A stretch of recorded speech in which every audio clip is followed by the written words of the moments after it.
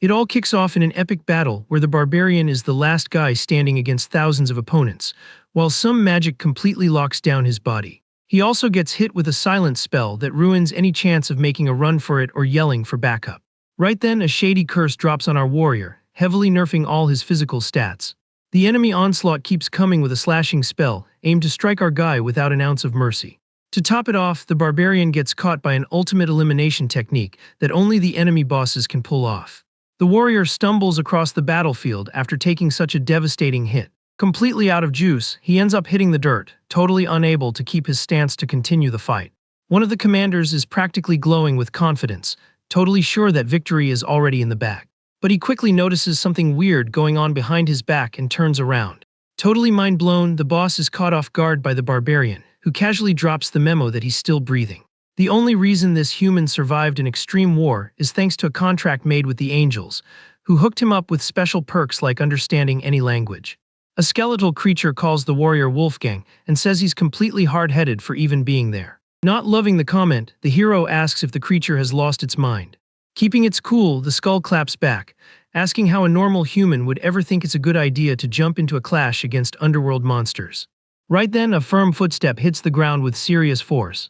Agreeing with his buddy, Wolfgang jumps up, totally ready to strike. The hero comes down with a heavy blow, claiming he lost his sanity a long time ago, all thanks to his own enemies. With the opponents getting wiped out left and right, it becomes super clear that the divine buffs he received were off the charts. The angels gave him total unconditional support so he could wage this one-man war. Dashing forward, the warrior takes out multiple enemies in one go with a pinpoint strike. Out of all his powers, one stands out as the ultimate game changer, while the opponent tries to tell the barbarian to just give up. Ignoring the chatter, Wolfgang lands a straight punch right to the enemy's face, using the crazy regeneration skill gifted by the fallen angel. His skeletal ally explains that even lost limbs heal in a flash, including the hero's own head if it ever came down to it. Staring down his target, the warrior warns that he's gonna keep swinging until he takes that boss down for good. Having an immortal human wrecking, the enemy forces turns into an absolute nightmare on the battlefield. Wolfgang shows off his massive confidence and jokes that the opponent must be super curious about what's going on. The skull sarcastically asks who the real monster is here, warning that it's way too late to regret the trash talk. Over 10,000 enemies end up grouping in a single spot to try and halt his unstoppable rampage. A blazing fast arrow is fired from above, proving that this was the perfect spot to cut the hero's connection to the angels. Even knowing full well he was walking right into a trap, the barbarian decided to crash the party anyway. The projectile ends up tagging him in the shoulder, serving as a quick reminder that his only reason for joining this extreme war was payback. He was specifically hunting the jerk responsible for taking out his entire family back in the day. His target was the exact same boss hiding and waiting up high in the fortress. This whole master plan to lure the hero up there was cooked up by that very commander. Soon enough, an absolute storm of arrows rains down on the warrior from above. Multiple projectiles hit the barbarian dead-on, doing some serious damage. With the plan working perfectly, the divine buffs totally lose their juice inside that isolated zone. Riding that advantage, the boss mocks the hero, saying no matter how hard he fights at the end of the day, he's just a regular human. Tired of the yapping, Wolfgang rips an arrow out of his chest and lets the enemy know he missed one tiny detail. Super ticked off by the sheer audacity, the opponent throws insults at the warrior, clearly losing his cool. Sensing the incoming danger, the commander orders all his troops to charge with everything they've got to stop the barbarian. The hero gears up for the clash, dropping the second reason why he can take on entire armies solo. He isn't just an average Joe anymore, he's a being that has totally shattered all limitations. The boss is paralyzed just watching the overwhelming energy starting to pour out of the opponent's body. Wolfgang proves he's a relentless warrior who levels up with every battle, capable of crushing an entire empire's forces with his bare hands. A colossal explosion of power wipes the area clean, leaving only the enemy boss and the hero left standing. Flexing his absolute determination, the warrior makes it crystal clear that this raw strength is the true essence of who he is. The surviving commander starts totally panicking when he realizes his entire army was just wiped by one dude. Taking a slow walk up to his target, the barbarian points out how they always spit the same lines, but tells him it's finally game over. Staring down his prey, Wolfgang declares the fall of his enemies and the success of his payback, planning his trip back to his homeland. His main goal now is to rebuild the world those creatures wrecked so long ago. He dreams of living life as an adventurer from his era, again traveling, hunting monsters and looting treasures. Heavily injured, the boss refuses to take the L, claiming his race won't be wiped out that easily. The opponent preps one last trick and asks if it makes any difference if he chooses his own exit right then and there. Totally unfazed, the hero replies that it won't change the tragic fate waiting for the rest of his crew. Launching into an attack, Wolfgang warns he's not letting the boss run from the consequences by taking his own out. In a total act of desperation, the commander casts a super ancient, heavy-duty spell right before getting hit. An intense petrification spell smacks the hero dead center mid-jump. Completely confused, the barbarian tries to process what's happening as a blinding light takes over everything. Up in the skies, the angels are totally lost on the situation and feel massive frustration that the enemy boss managed to survive. While panic sets in among the celestial squad, Wolfgang realizes he's lost all feeling and hearing in his own body. The warrior's vision starts blurring as he watches the enemy walk away scot-free from the battle. Seeing his target slip away into the shadows, the barbarian uses his last ounce of strength to try and block the escape. Trapped in an empty darkness, he swears he's still gonna hunt the boss down and get his family back, begging for the whole situation to just stop. All of a sudden, the scene jumps to a modern-day guy who drops an exclamation while admiring something. Super hyped, the kid checks out a statue of the hero on display in a museum, blown away by how realistic the piece looks. As soon as the human gets close, Wolfgang's mind boots up, totally confused about why he's hearing this guy's voice. A tour guide calls out to the kid, telling him not to wander off from the group, getting a quick reply back. Slowly, the warrior's stone hand starts to twitch, and he figures out that the thousand-year curse has finally worn off. In one quick move, the hero wakes up and grabs the head of the distracted kid, standing right in front of him.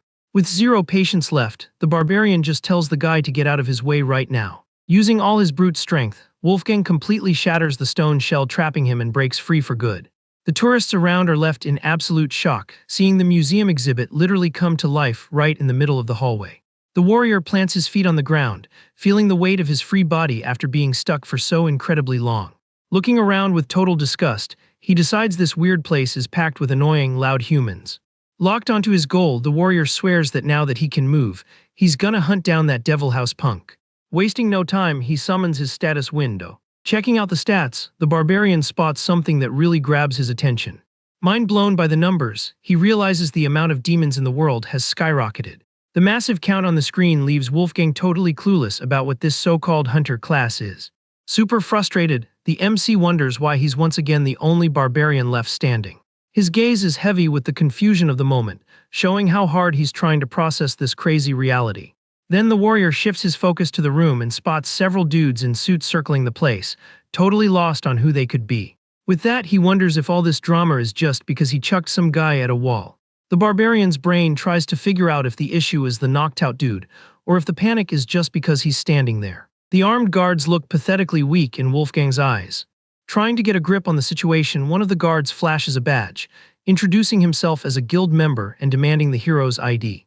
He has no clue what an ID is and just listens as the guy warns him he better cooperate, suggesting he hand over a hunter's license.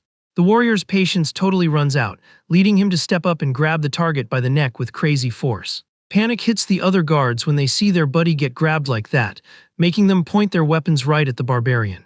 The hero stares the guy down and drops a threatening warning that he is not the kind of guy they can try to control. He lifts the target off the floor like it's nothing, but a female voice screams in a panic, begging him to hold on a minute. A young girl steps up hesitantly, asking if the warrior is the famous Wolfgang. She rushes to the middle of the hall, trying to cool things down before the whole situation goes sideways. Surprised by the interruption, the barbarian drops the guard and demands to know how this stranger knows his name. Yeren Kang introduces herself as a member of the Hunters Association and asks to chat somewhere else, catching an instant rejection. Already turning his back, the warrior shows zero interest in hearing what this human has to say. The girl flashes a friendly smile, promising to hook him up with some food and a comfy place to crash if he accepts her invite. The hero's stomach loudly growls at that exact second, totally giving away that he's starving after being a statue for so long. Walking down the streets of the modern city, Yeren points out how much the world has changed, while Wolfgang just wants to know where the heck they are going. The new slang leaves the barbarian curious about what a hunter actually is, with the girl explaining they are folks trained to fight demons and monsters. A black car pulls up to grab them, right as the girl details that the most dangerous creatures are kept under government watch. Inside the ride, she spills that the association also scouts new talent, and that Wolfgang himself was part of a discovery project. Stepping out of the car, the rep explains that everyone thought he was just a statue until they figured out the thousand-year curse.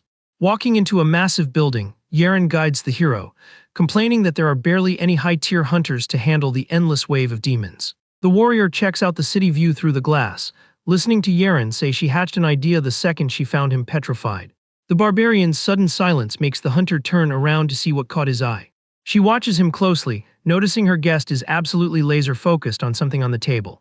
Wolfgang stares at a huge, freshly delivered pizza with an intense, totally hypnotized look. Once they sit in the office, the girl offers up the food, encouraging the MC to dig in since he must be starving. The hunter mentions they tried using healing skills to break his curse, but it was a no-go, all while the warrior grabs his first slice. He takes a massive bite and is totally blown away by the flavor, wondering how humans managed to create such elite food. Enjoying the meal, the hero points to a dark bottle on the table and asks what the heck that is. The woman explains it's soda, telling him to give it a shot and promising it pairs perfectly with the pizza. Without second-guessing, Wolfgang tips the giant bottle back and takes a huge gulp of the unknown drink. Yaren shyly asks if it tastes good, a bit nervous about how he'll react. Wiping his mouth, the barbarian admits the carbonation going down his throat startled him, but he gives the refreshing drink some major props. The relief of pleasing her guest makes the girl smile, giving him the green light to eat as much as he wants. She asks permission to run a few questions by him, guessing the warrior has already figured out he's in a totally different era. Wolfgang confirms he noticed the shift with a dead serious look, thinking back to the weird stuff he saw out the car window. Yaren's explanation about the current times reveals they are in the 21st century, asking right after what year he used to live in. The hero confesses he has no clue what her year counting means, totally lost on the terminology. Digging into his memory, he mentions that when he was born, people said 1,000 years had passed since the founding of Rome. Excitement takes over the woman. She slams her hands on the table and celebrates that her theory was 100% right. With a massive smile, she realizes Wolfgang seriously jumped straight from the Middle Ages into the modern world. Yaren almost cries tears of joy getting to talk to someone from way back then, since she actually works as an archaeological hunter. The barbarian totally brushes off the small talk, ignoring her hype and demanding they bring out another pizza. He pats his stomach, pretty happy to finally be getting full, checking out the empty boxes on the table. Wolfgang cuts right to the chase, switching topics to ask if the girl knows where that Devil House punk is. The rep asks who this target is, getting a quick answer from the warrior that it's the scumbag who turned him into stone. Asking for a minute, Yaren grabs her phone to run a search in the hunter database, leaving the barbarian super curious about the tech. The app turns up zero info, making the woman question if the target is even a monster. He confirms the enemy is a heavy-hitting demon who managed to slip away from their last fight, keeping his posture rock solid. The warrior's eyes fill with determination as he declares that the second he finishes off this demon, he's heading back to Germania to reunite with his family. The hunter feels bad for him and tells him he needs to face the harsh reality that his homeland just doesn't exist anymore. The MC repeats the word in total disbelief, shocked to hear that his territory now belongs to some other nation called Nor. He bitterly figures out that 1,000 years flew by and everything he knew is just history now, staring at his own reflection in the window. A quiet rage takes over the barbarian. He clenches his fist so hard the glass starts to crack. Unable to hold back, he throws a heavy punch at the structure, shattering the surface with the brutal impact. Wolfgang makes it absolutely clear, with eyes full of anger, that he has to bring his family back. Yaren tries to be logical, arguing that even if he finds his relatives, way too much time has passed. The warrior cuts her off to explain that their resurrection was the whole condition for his divine contract, begging her to find the demon. The hunter gently promises that if the creature is still active in this world, she's definitely going to track it down. He agrees to roll with the plan, accepting this totally unexpected partnership. The barbarian knows very well humans don't do favors for free, guessing the association has an angle and promises to fight with everything he's got. The only condition the hero demands for the deal is that she does absolutely everything in her power to track his enemy down. Walking back through the halls, Yaren gives him the heads up that the only way to legally operate in this era is by grabbing a hunter's license, since he has no citizenship. She praises his obvious combat skills, while Wolfgang just grumbles about how overly complicated these people's lives are. Outside the building, the girl tries to hype him up, saying there are tons of perks to becoming an official hunter. Curiosity gets the better of the hero, leading the rep to explain that the gig guarantees housing and cash depending on the rank you hit. Continuing the chat in the car, Yaren explains that passing the admission exam guarantees a prize of 10 million, a value the barbarian can't even fathom. She points out there's an even better perk to all this. With a little luck during the test, he might manage to form a pact with beings called constellations. The warrior asks about the term as the car pulls up to the gym. The hunter clears up that they are guardian deities of the stars, who always back and favor talented folks. The hero mentions he knows angels, but this is the first time he's hearing about these entities. The girl justifies that it makes sense, since they only showed up in the world 15 years ago. Inside the massive gym, Wolfgang spots an insane amount of people and asks if they all want to be hunters. The rep confirms, explaining that today is the promotion test for the academy students. Pointing to the center of the room, she draws his attention to a huge structure right in the middle of the hall. It's the testing wall, loaded with the power of the shield and spear constellation. To pass, a candidate just needs to hit the barrier and score over 500 points. The barbarian sizes up the target and claims the thing would shatter with just a tap from him. Ignoring the dude's confidence, Yeren just asks him to tag along. At the front desk, the clerk wants to know if he's the next candidate. The girl quickly drops the guest's full name, verifying his ID.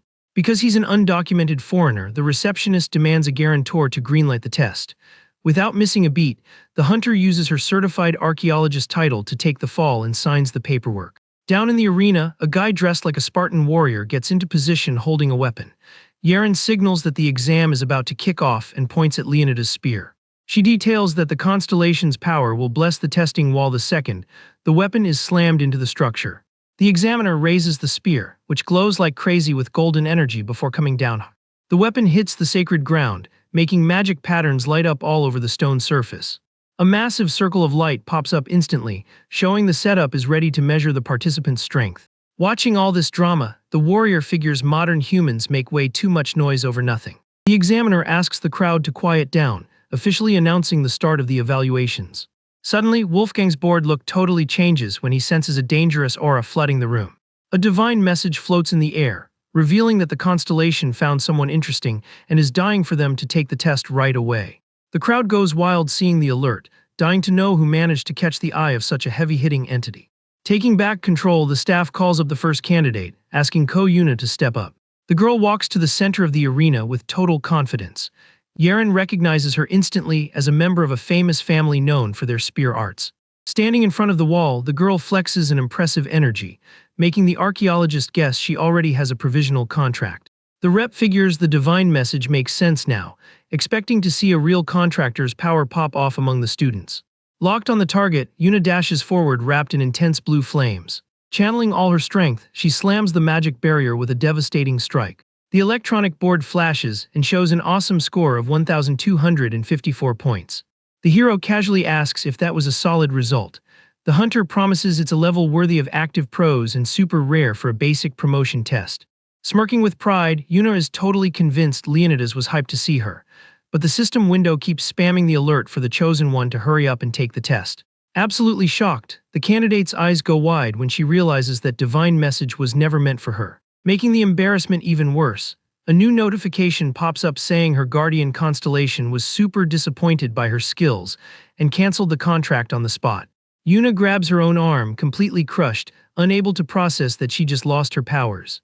A short-haired dude shoves the girl out of the way super disrespectfully, telling her to move and claiming the hype could never be for her when he's around. Treating his classmate like total trash, he calls her weak and mocks her for losing her temporary contract. The crowd quickly recognizes the arrogant guy as Kim Jinwoo, agreeing that the entity could only be hyped for him. The system announces that the descendants of the barbarians loan their power to the candidate. The kid's arm swells up fast as veins pop under his skin. Prepping a punch loaded with red energy, he arrogantly claims nobody else can be the MC while he's standing there. Kim unleashes a booming attack against the wall, screaming that all the divine attention belongs strictly to him. The impact sends out a shockwave that spooks Yeren, making her question if that's really just a simple student's power. The board flashes an insane 2,039 points. The audience loses it seeing the kid break the 2,000 mark. People in the stands whisper that this score is completely unheard of for this exam, perfectly justifying the constellation's hype.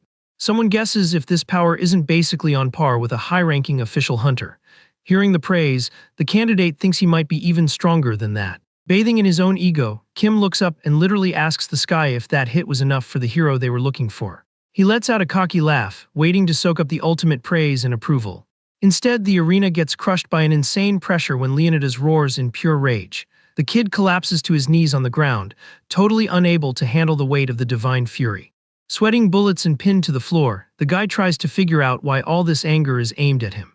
Desperate, he demands an answer from his own guardian constellation, reminding them that the barbarians promised Leonidas would be thrilled. The arrogant kid beats his chest, claiming to be an epic warrior who has already wiped out thousands of monsters. Having zero clue what went wrong with his flex, the guy gets interrupted by heavy footsteps walking up behind him. Stopping right next to the fallen candidate, Wolfgang coldly orders him to get lost, letting him know he's not the guy they're looking for. Kim jumps up, furious at the interruption. He calls the man an old geezer and tells him to wait his turn in the bleachers, since today isn't his test day. Keeping his cool, the barbarian fires back, asking if the kid's turn isn't already up. The tone gets way darker when he warns that he's holding back because of a promise, and tells him to step aside. Feeling his ego bruised, the student grabs the guy's shoulder hard and asks if his words sound like a joke. The air around the two gets super heavy instantly as the hero turns his head. A deadly, ruthless glare is locked onto the insolent kid. Tension grips the entire crowd, with Yaren watching the drama without even blink. The warrior's pupils shrink, carrying an overwhelming pressure that could freeze anyone dead in their tracks with fear. Breaking the silence, Wolfgang questions the kid about this so-called entity protecting him. He demands to know how the punk dares to treat the descendants of the barbarians so casually and orders him to apologize right now. Getting his swagger back, the student mocks the warning, saying that even though they are late-blooming beings with low rep, they can't be disrespected by some random nobody. The cocky kid points his finger right in the guy's face, warning that acting like this will only draw the deity's wrath. The barbarian doesn't flinch at the threat, calmly suggesting they hear the answer straight from the source. Staring at the gym's ceiling, he drops his full name loud and clear. The MC declares that if the entity is really a descendant of his people, it'll remember that name. An invisible force violently launches Kim backward. He screams in panic, having zero clue what just hit him. A massive aura explodes in the center of the arena, revealing the spiritual manifestation of a giant warrior projected in the air. Yaren's jaw drops, stuttering as she recognizes the super-rare phenomenon of a constellation's physical descent. With a deep voice that echoes through the whole place, the deity speaks to Wolfgang with massive respect, calling the man the hero of the barbarians. The entity tries to cool things down, explaining it wasn't the one who lowered itself to a common title. The being throws all the blame on the ignorance of the kid who failed to recognize the living legend standing there. Terrified of offending the ultimate ancestor, the spirit begs the warrior to forgive the kid's absolute lack of common sense. Sighing, the hero agrees to make an exception and let the mess slide. However, he demands immediate action from the deity, pointing out that the child is clearly abusing the power he was gifted. The constellation agrees without a second thought, swearing that dropping the hammer was the plan all along. Kim plummets from the sky hard, totally losing the buff that was keeping him on his feet. The kid kisses the floor violently, crushed by the punishment and stripped of all his previous swagger. Red warning windows spam the air, confirming the entity permanently severed the contract with the student and every single member of his family. The archaeologist watches the judgment unfold, totally stunned. She wonders what kind of living legend this dude is to make a supreme being apologize in person. The dust starts to settle in the arena, revealing only the firm boots of the barbarian standing right in the middle of absolute silence. Looking up at the massive spirit, the barbarian recognizes the entity's name and asks if he's really Leonidas. Keeping his stance solid, Wolfgang mentions he has stuff to do and will need to flex a little power, asking if the divine being can handle it. The giant spear stuck in the middle of the arena starts glowing like crazy with stored energy. The system pops up saying the constellation was deeply moved by the hero's presence, thanking and praising his spirit. With an intense look, the warrior decides that since the entity cranked up its own power, he should probably show off his own. A colossal explosion of aura bursts from the barbarian's body, cracking the floor and sweeping through the entire gym. The force of the blast knocks the students backward, leaving everyone panicking under the crushing pressure. A bunch of kids try to shield themselves from the cutting wind, barely able to stay on their feet. Watching it all in shock, Yaren realizes this is way past just a basic hunter exam. The girl watches the guy in the center of the energy storm, grasping just how crazy the situation is.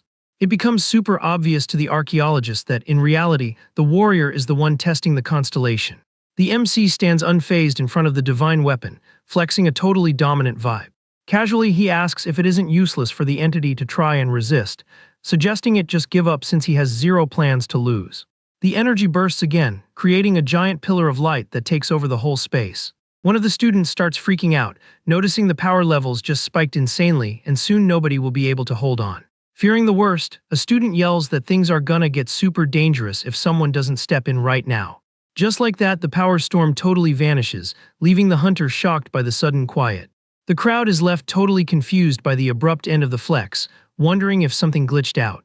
Walking right past the girl, the warrior shows zero care for the absolute mess he just made. He drops a casual "I'm out," since that test totally lost all meaning to him. Not getting it at all, Yeren asks why the sudden exit and what's gonna happen with his qualification exam. Panicking, the examiner yells at the hero, demanding some answers for his wild stunt. The staff guy points in pure shock at Leonida's sacred relic, which starts cracking until it literally crumbles into pieces. Completely lost, the dude freaks out, not knowing how to deal with the loss of such an insanely valuable item. He stares at the remains of the spear turning into dust on the arena floor, realizing just how massive this problem is. Later on, the news is already reporting the incident with the divine artifact, while the barbarian drinks comfortably and comments that the weapon put up a good fight, but just wasn't on his level. The electronic board beeps, calling ticket number 116 to the front desk. With the girl still stressing over the news, the warrior tells her to stop zoning out and pay attention to the call. Up at the Hunter Association counter, the clerk boringly confirms the hero's name. The guy warns them that before handing over the license, they need to settle a compensation fee of 100 million for the busted artifact, reminding them that the guarantor is on the hook if he doesn't have the cash. The archaeologist hits absolute rock-bottom panic mode when she hears that astronomical fine. Trying to soften the blow, the clerk hands over the lowest rank license and tells them they should be thankful, since there were no rules for pricing an unbreakable item. Walking outside, the girl hands him the papers and explains the debt dropped to 90 million thanks to some beginner subsidy. Chilling on the bench, the barbarian asks what the plan is now, wanting to know if that price tag is actually a big deal. Yeren confirms it's a massive amount, pointing out that only top-tier combat hunters make that kind of money. She complains that pros in her field run on sponsorships, and that it'd be practically impossible for a rookie to grind all that cash just by hunting. Unfazed, Wolfgang swears it's all good, saying he can easily clap hundreds of monsters with his bare hands. With a locked-in look, he demands to know where the closest dungeon is so they can head there immediately. The hunter lets him know that to work legally, he's gotta join an agency, which makes him compare the system to the old-school guilds. While walking down the stairs, she explains these companies handle loot collection and secure entry permits for danger zones. The hero quickly figures out they are just middlemen charging a steep cut, but the girl defends that the legal cover makes it worth the hassle. At the door of the first agency, they get shot down instantly by a rep who says they don't take foreigners. On another try, a recruiter denies them, claiming the warrior doesn't have a degree from the official academy. The girl tries to argue, but the guy insists the company prioritizes credit history, something the barbarian clearly lacks. Back on the street, Wolfgang grumbles that modern humans talk way too much, while Yeren tries to explain that trust is key in a lethal line of work. Annoyed by all the rejections, the hero asks why people are giving him bad looks, only to hear that his outfit is drawing way too much attention in this country. The archaeologist suggests he shave his beard to look more presentable, but immediately gives up when she remembers he's wearing literal animal pelts in the middle of downtown. Offended by the idea, the barbarian makes it clear that facial hair is a huge point of pride for his people, and he'd never chop it off. Gripping his outfit tightly, he lets her know this pelt isn't basic, it belongs to the wolf tribe. Yeren cuts the speech short, reminding him that pride doesn't pay the bills, insisting they need to at least fix his look. Out of nowhere, a suit walks up asking if they are looking for an agency, which makes the warrior react super aggressively. Keeping a fake smile, the suited guy tries to break the ice and start a friendly. He introduces his company called Ember Utopia, selling it as the perfect home for hunters. Knowing their rep, the girl whispers that this agency is famous for totally scamming their own workers. Inside the company's office, the rep reveals he's been tracking the hero's rejections and offers a gig with way looser rules. Scanning the room, the barbarian notices they act like street thugs, which perfectly explains why nobody wants to sign with them. The contract on the table offers a garbage profit split and demands basically exclusive dedication for 3 years, throwing in a tiny signing bonus. Super mad, Yeren calls the deal a total scam and strictly forbids her partner from signing. Totally ignoring the warning, Wolfgang slams the table and demands the bonus be bumped to 100 million in exchange for his signature, leaving the girl absolutely stunned. With a cocky smile, he stares down the suit and says that paying off the hunter's debt is a completely separate issue. Surprisingly, the rep agrees to drop that massive bag of cash without much of a fight. However, he slaps on a brutal condition, demanding the contract lock in for 10 years with a 50-50 profit split. Back out on the street, the girl chews her partner out for signing such a toxic deal instantly, asking if he even grasps how bad this is. Totally chill about it, the warrior says he knows the weight of a contract, since he's literally watched civilizations fall over trash deals. Exhausted by his stubbornness, Yeren can't figure out why he'd trap himself in something so messy on purpose. The barbarian explains his life philosophy has always been to fight for those who have his back, and taking on the debt was the least he could do. His main focus is still strictly on hunting the demon that wiped out his tribe back in the day. With his eyes on the prize, Wolfgang recalls his oath to the angels, swearing that bringing his loved ones back is worth any sacrifice. Touched, the hunter apologizes for judging his moves without knowing the heavy baggage behind his tragic past. She flashes a genuine smile, deciding that guiding this warrior through the modern world has just become her own epic quest. The wholesome moment gets cut short by an agency worker letting them know their living quarters are ready to go. Later on, a group chat blows up with the wild news about the sacred spear getting totally destroyed.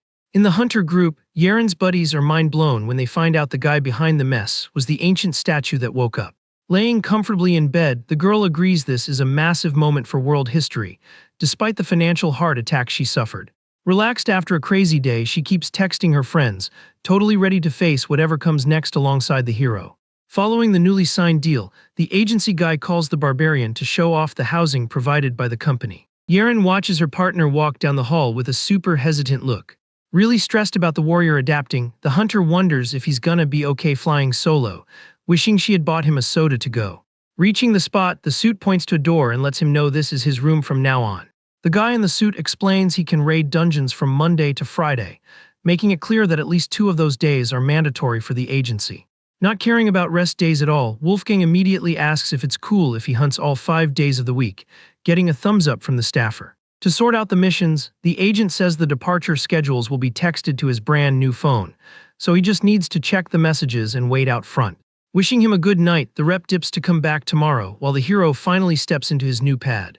Right off the bat, the warrior is totally let down by the tiny space and the trashy look of the place.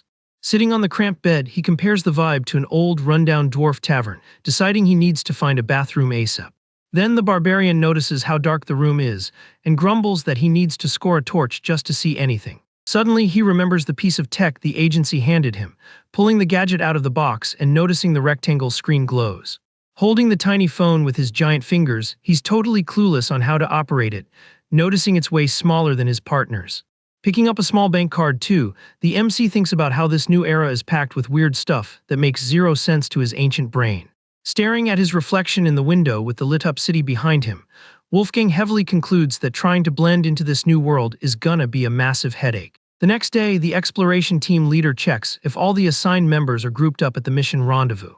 The other workers stare at the colossal dude's back, totally weirded out by a giant wearing animal pelts right in the middle of downtown. The boss walks up to check if he's the new hire, instantly warning him that the big guy can't roll into the danger zone wearing that joke of an outfit.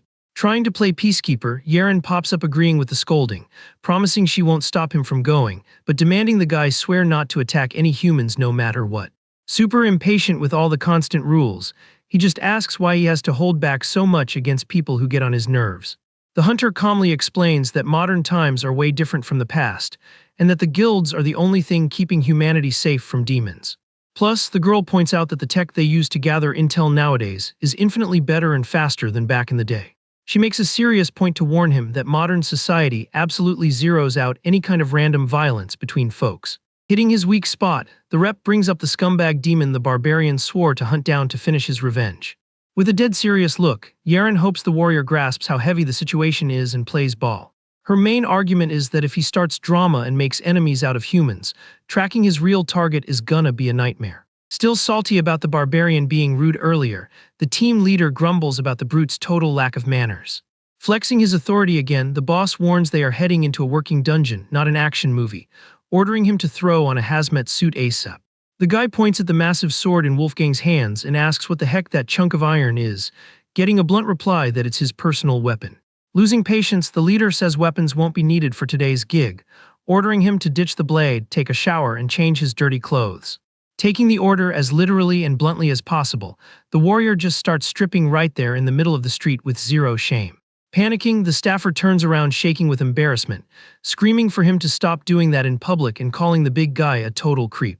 Flexing his shredded muscles, the barbarian just reminds them he was told to wash up first, demanding to know where the closest stream is to speed things up. Shortly after the public scene, the whole crew is cruising down a dirt road heading to the assigned dungeon.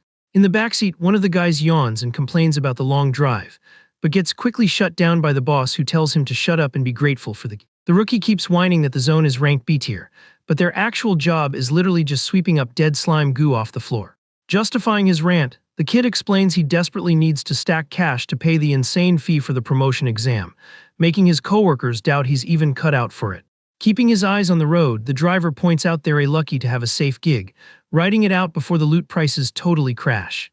Ticked off by the association's greedy cuts, the worker goes back to trashing their garbage pay, making the boss order him to quit if he doesn't want the job. The truck finally rolls up to the massive containment facility blocking the dungeon entrance, with Wolfgang taking it all in calmly from the truck bed. Outside the military-style base, a rep greets the squad, praising them for making the long trip out there. Surprised by the fancy welcome, the leader asks why a high-level supervisor is out here, finding out the guy came to evaluate the new hire's first shift. Without paying much attention to the rest of the crew, the suit claims he has more pressing matters to handle on-site after the inspection. Walking straight up to the MC, the agent gives a super formal greeting, but is absolutely floored by the warrior's terribly fitted outfit. Rocking a short, tight worker's jumpsuit, Wolfgang explains he was forced to wear this weird gear, admitting that at least the fabric doesn't restrict his arms. The supervisor disagrees with his logic, warning that in a toxic slime dungeon, he should be wearing a full biohazard suit just like the rest of the crew. Terrified of getting slapped with a severe penalty, the team leader panics and tries to explain, arguing that the new guy is just too massive and they didn't have his size in stock. Ignoring the drama, the barbarian holds up a basic gas mask and guarantees it gets the job done, reminding them his only task is scooping up dead fragments.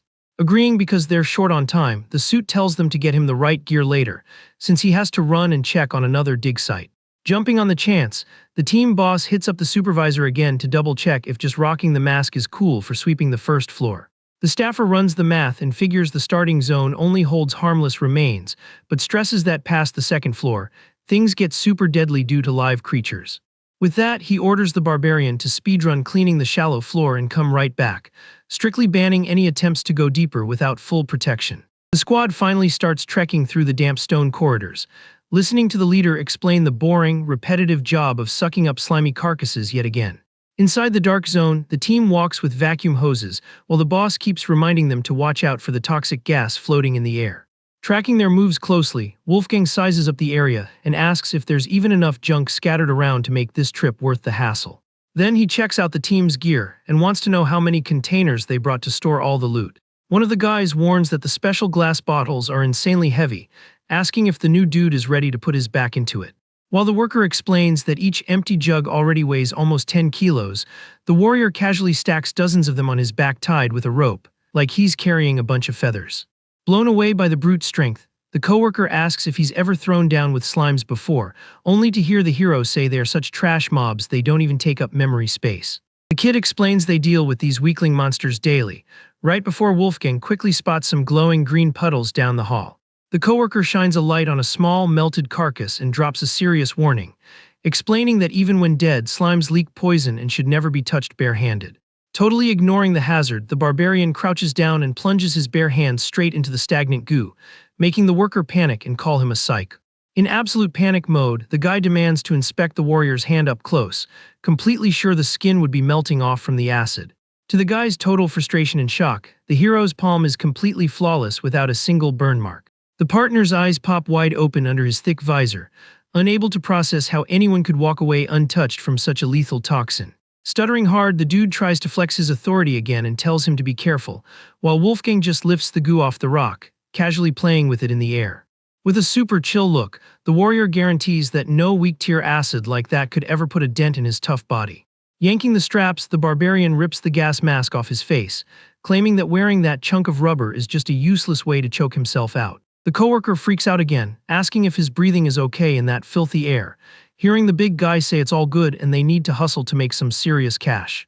Further back in the hallway, the greedy rookie from earlier keeps testing the leader's patience, completely hyper-focused on paying for his promotion exam.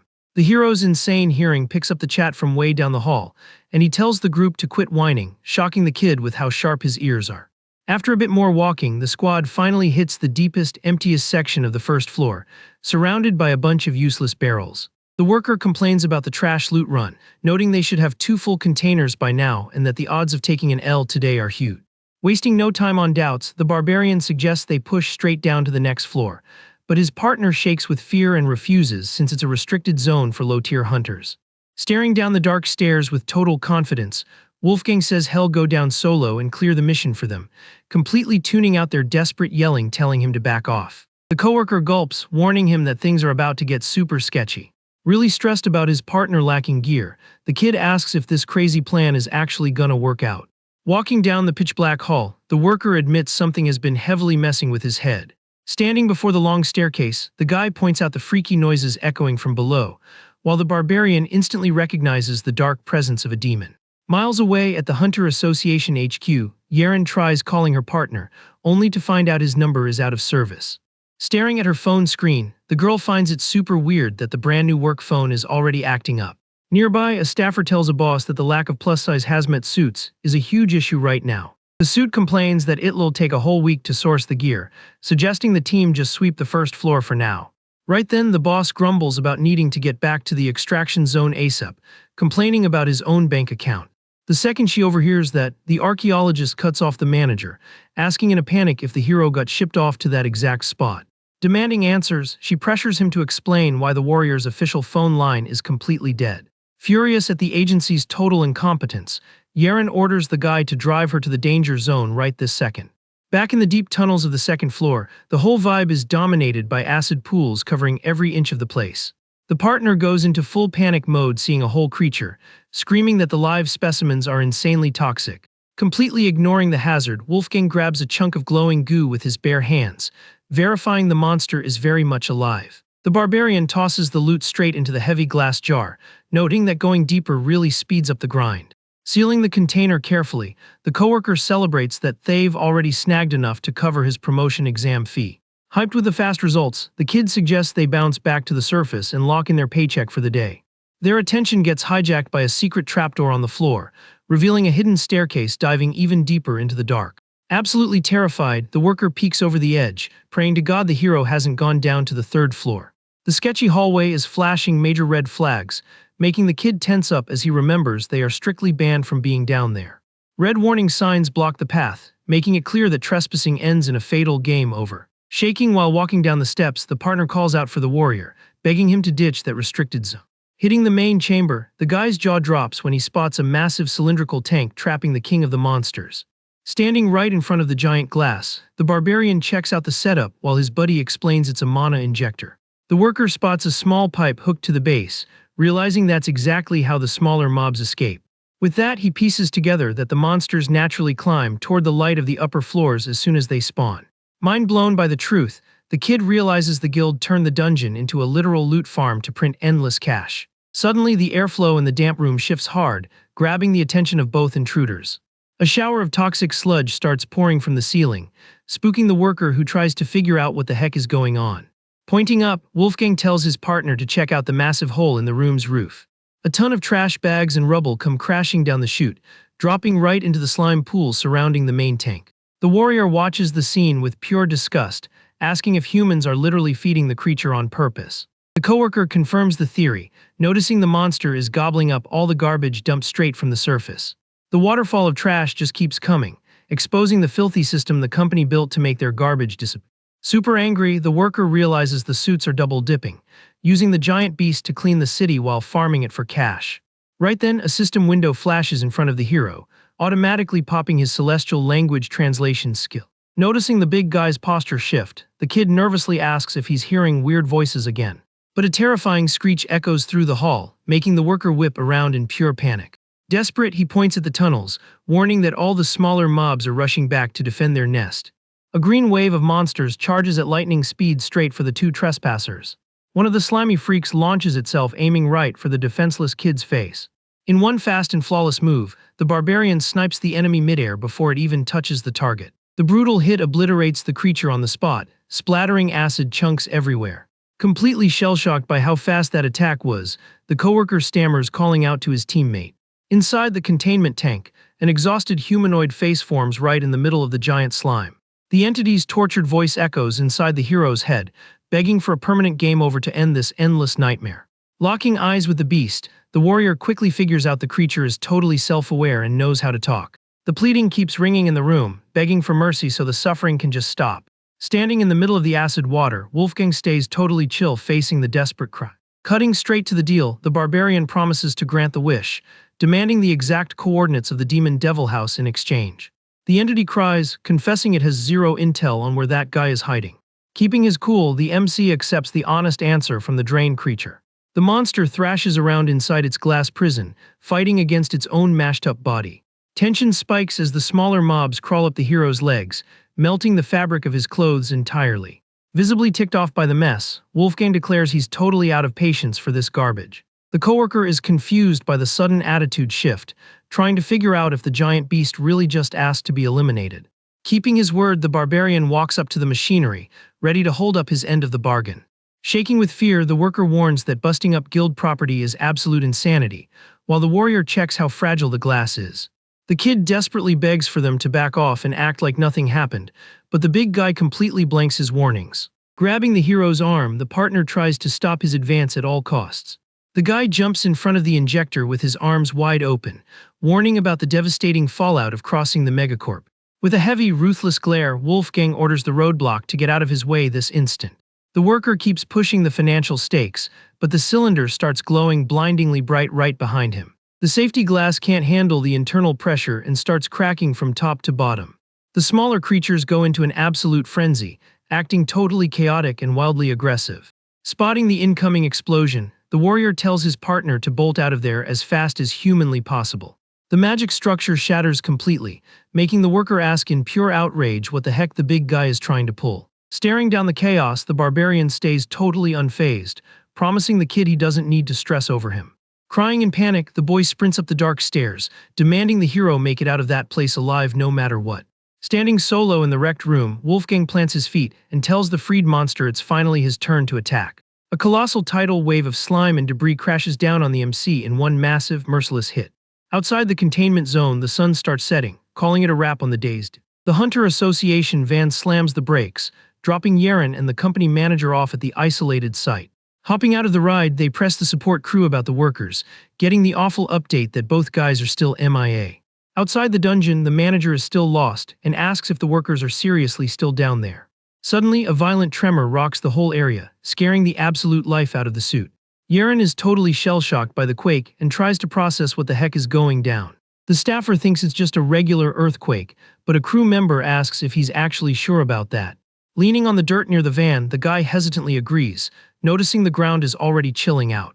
Worried about the low-tier hunters, he decides to call it into the bosses and check the inside of the facility.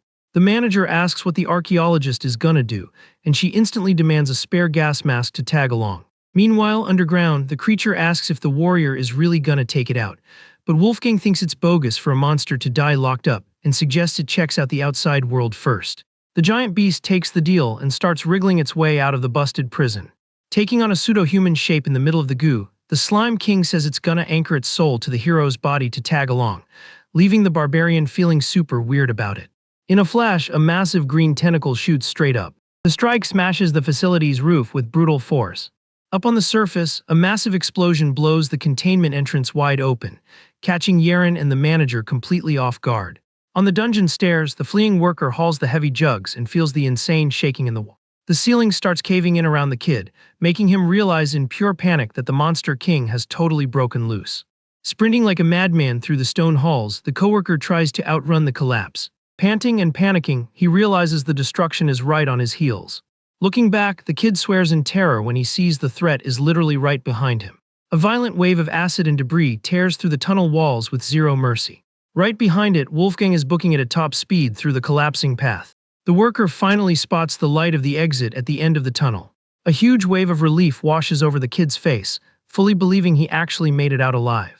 But out of nowhere, the barbarian pops up and grabs the guy by his collar from behind. Completely shocked, the coworker thinks he just got used as bait for the monster.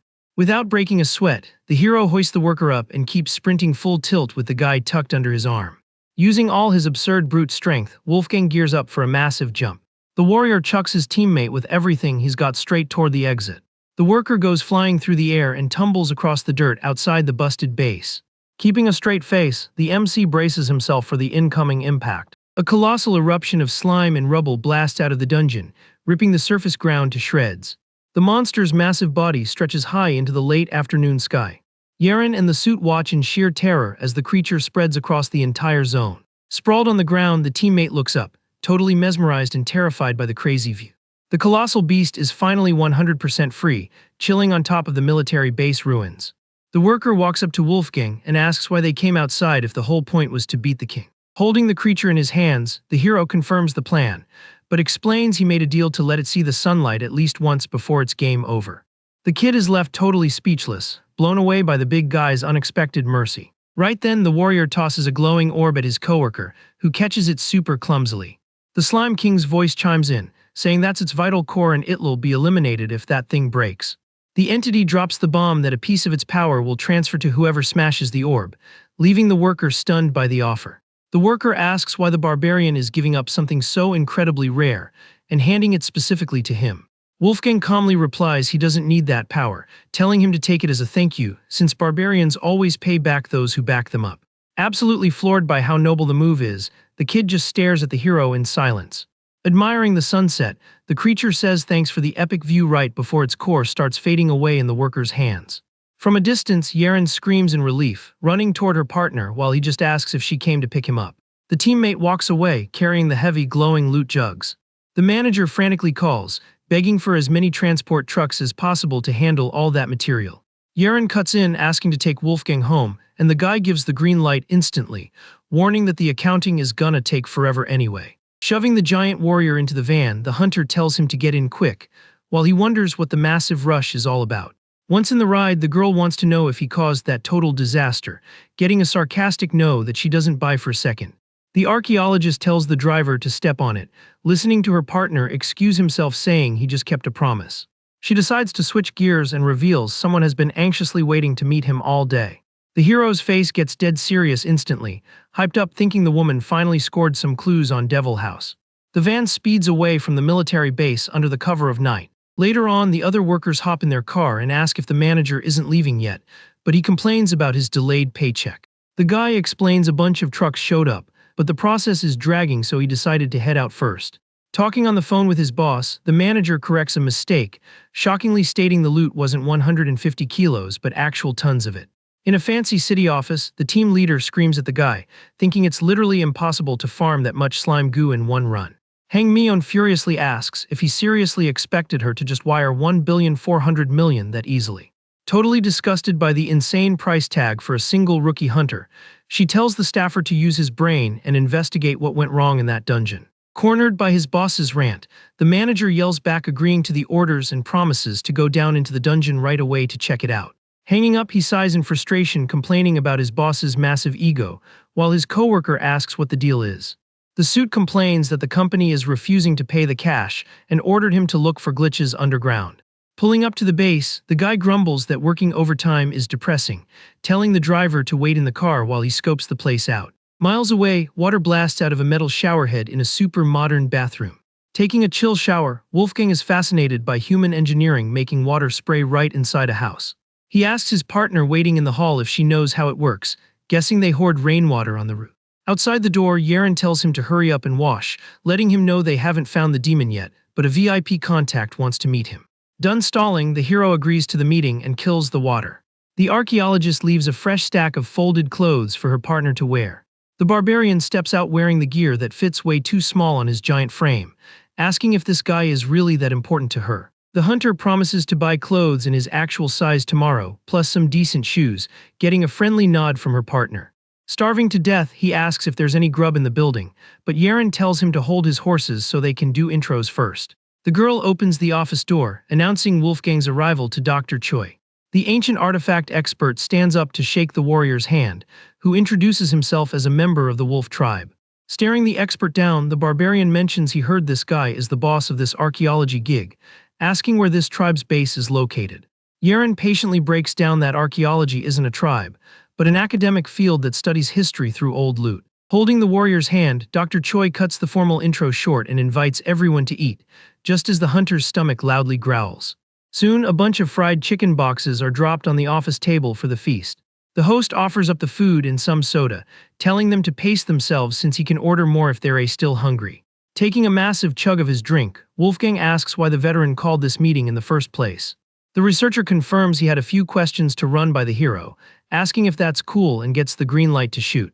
Analyzing the vibe, the doc notes the guest speaks super naturally, wondering how he speaks modern slang so flawlessly if he literally just woke up from the past. The MC drops the lore that he got buffed by angels, scoring special skills including the power to understand and speak any language perfectly. Totally mind blown, the guy tries to process what these angels are, asking if that's the name of some constellation. Confused by the word, the barbarian flips the question asking what a constellation is, while Yaren whispers reminding him of the beings he saw during the hunter exam. Wolfgang's brain pulls up the memory of that Spartan warrior named Leonidas.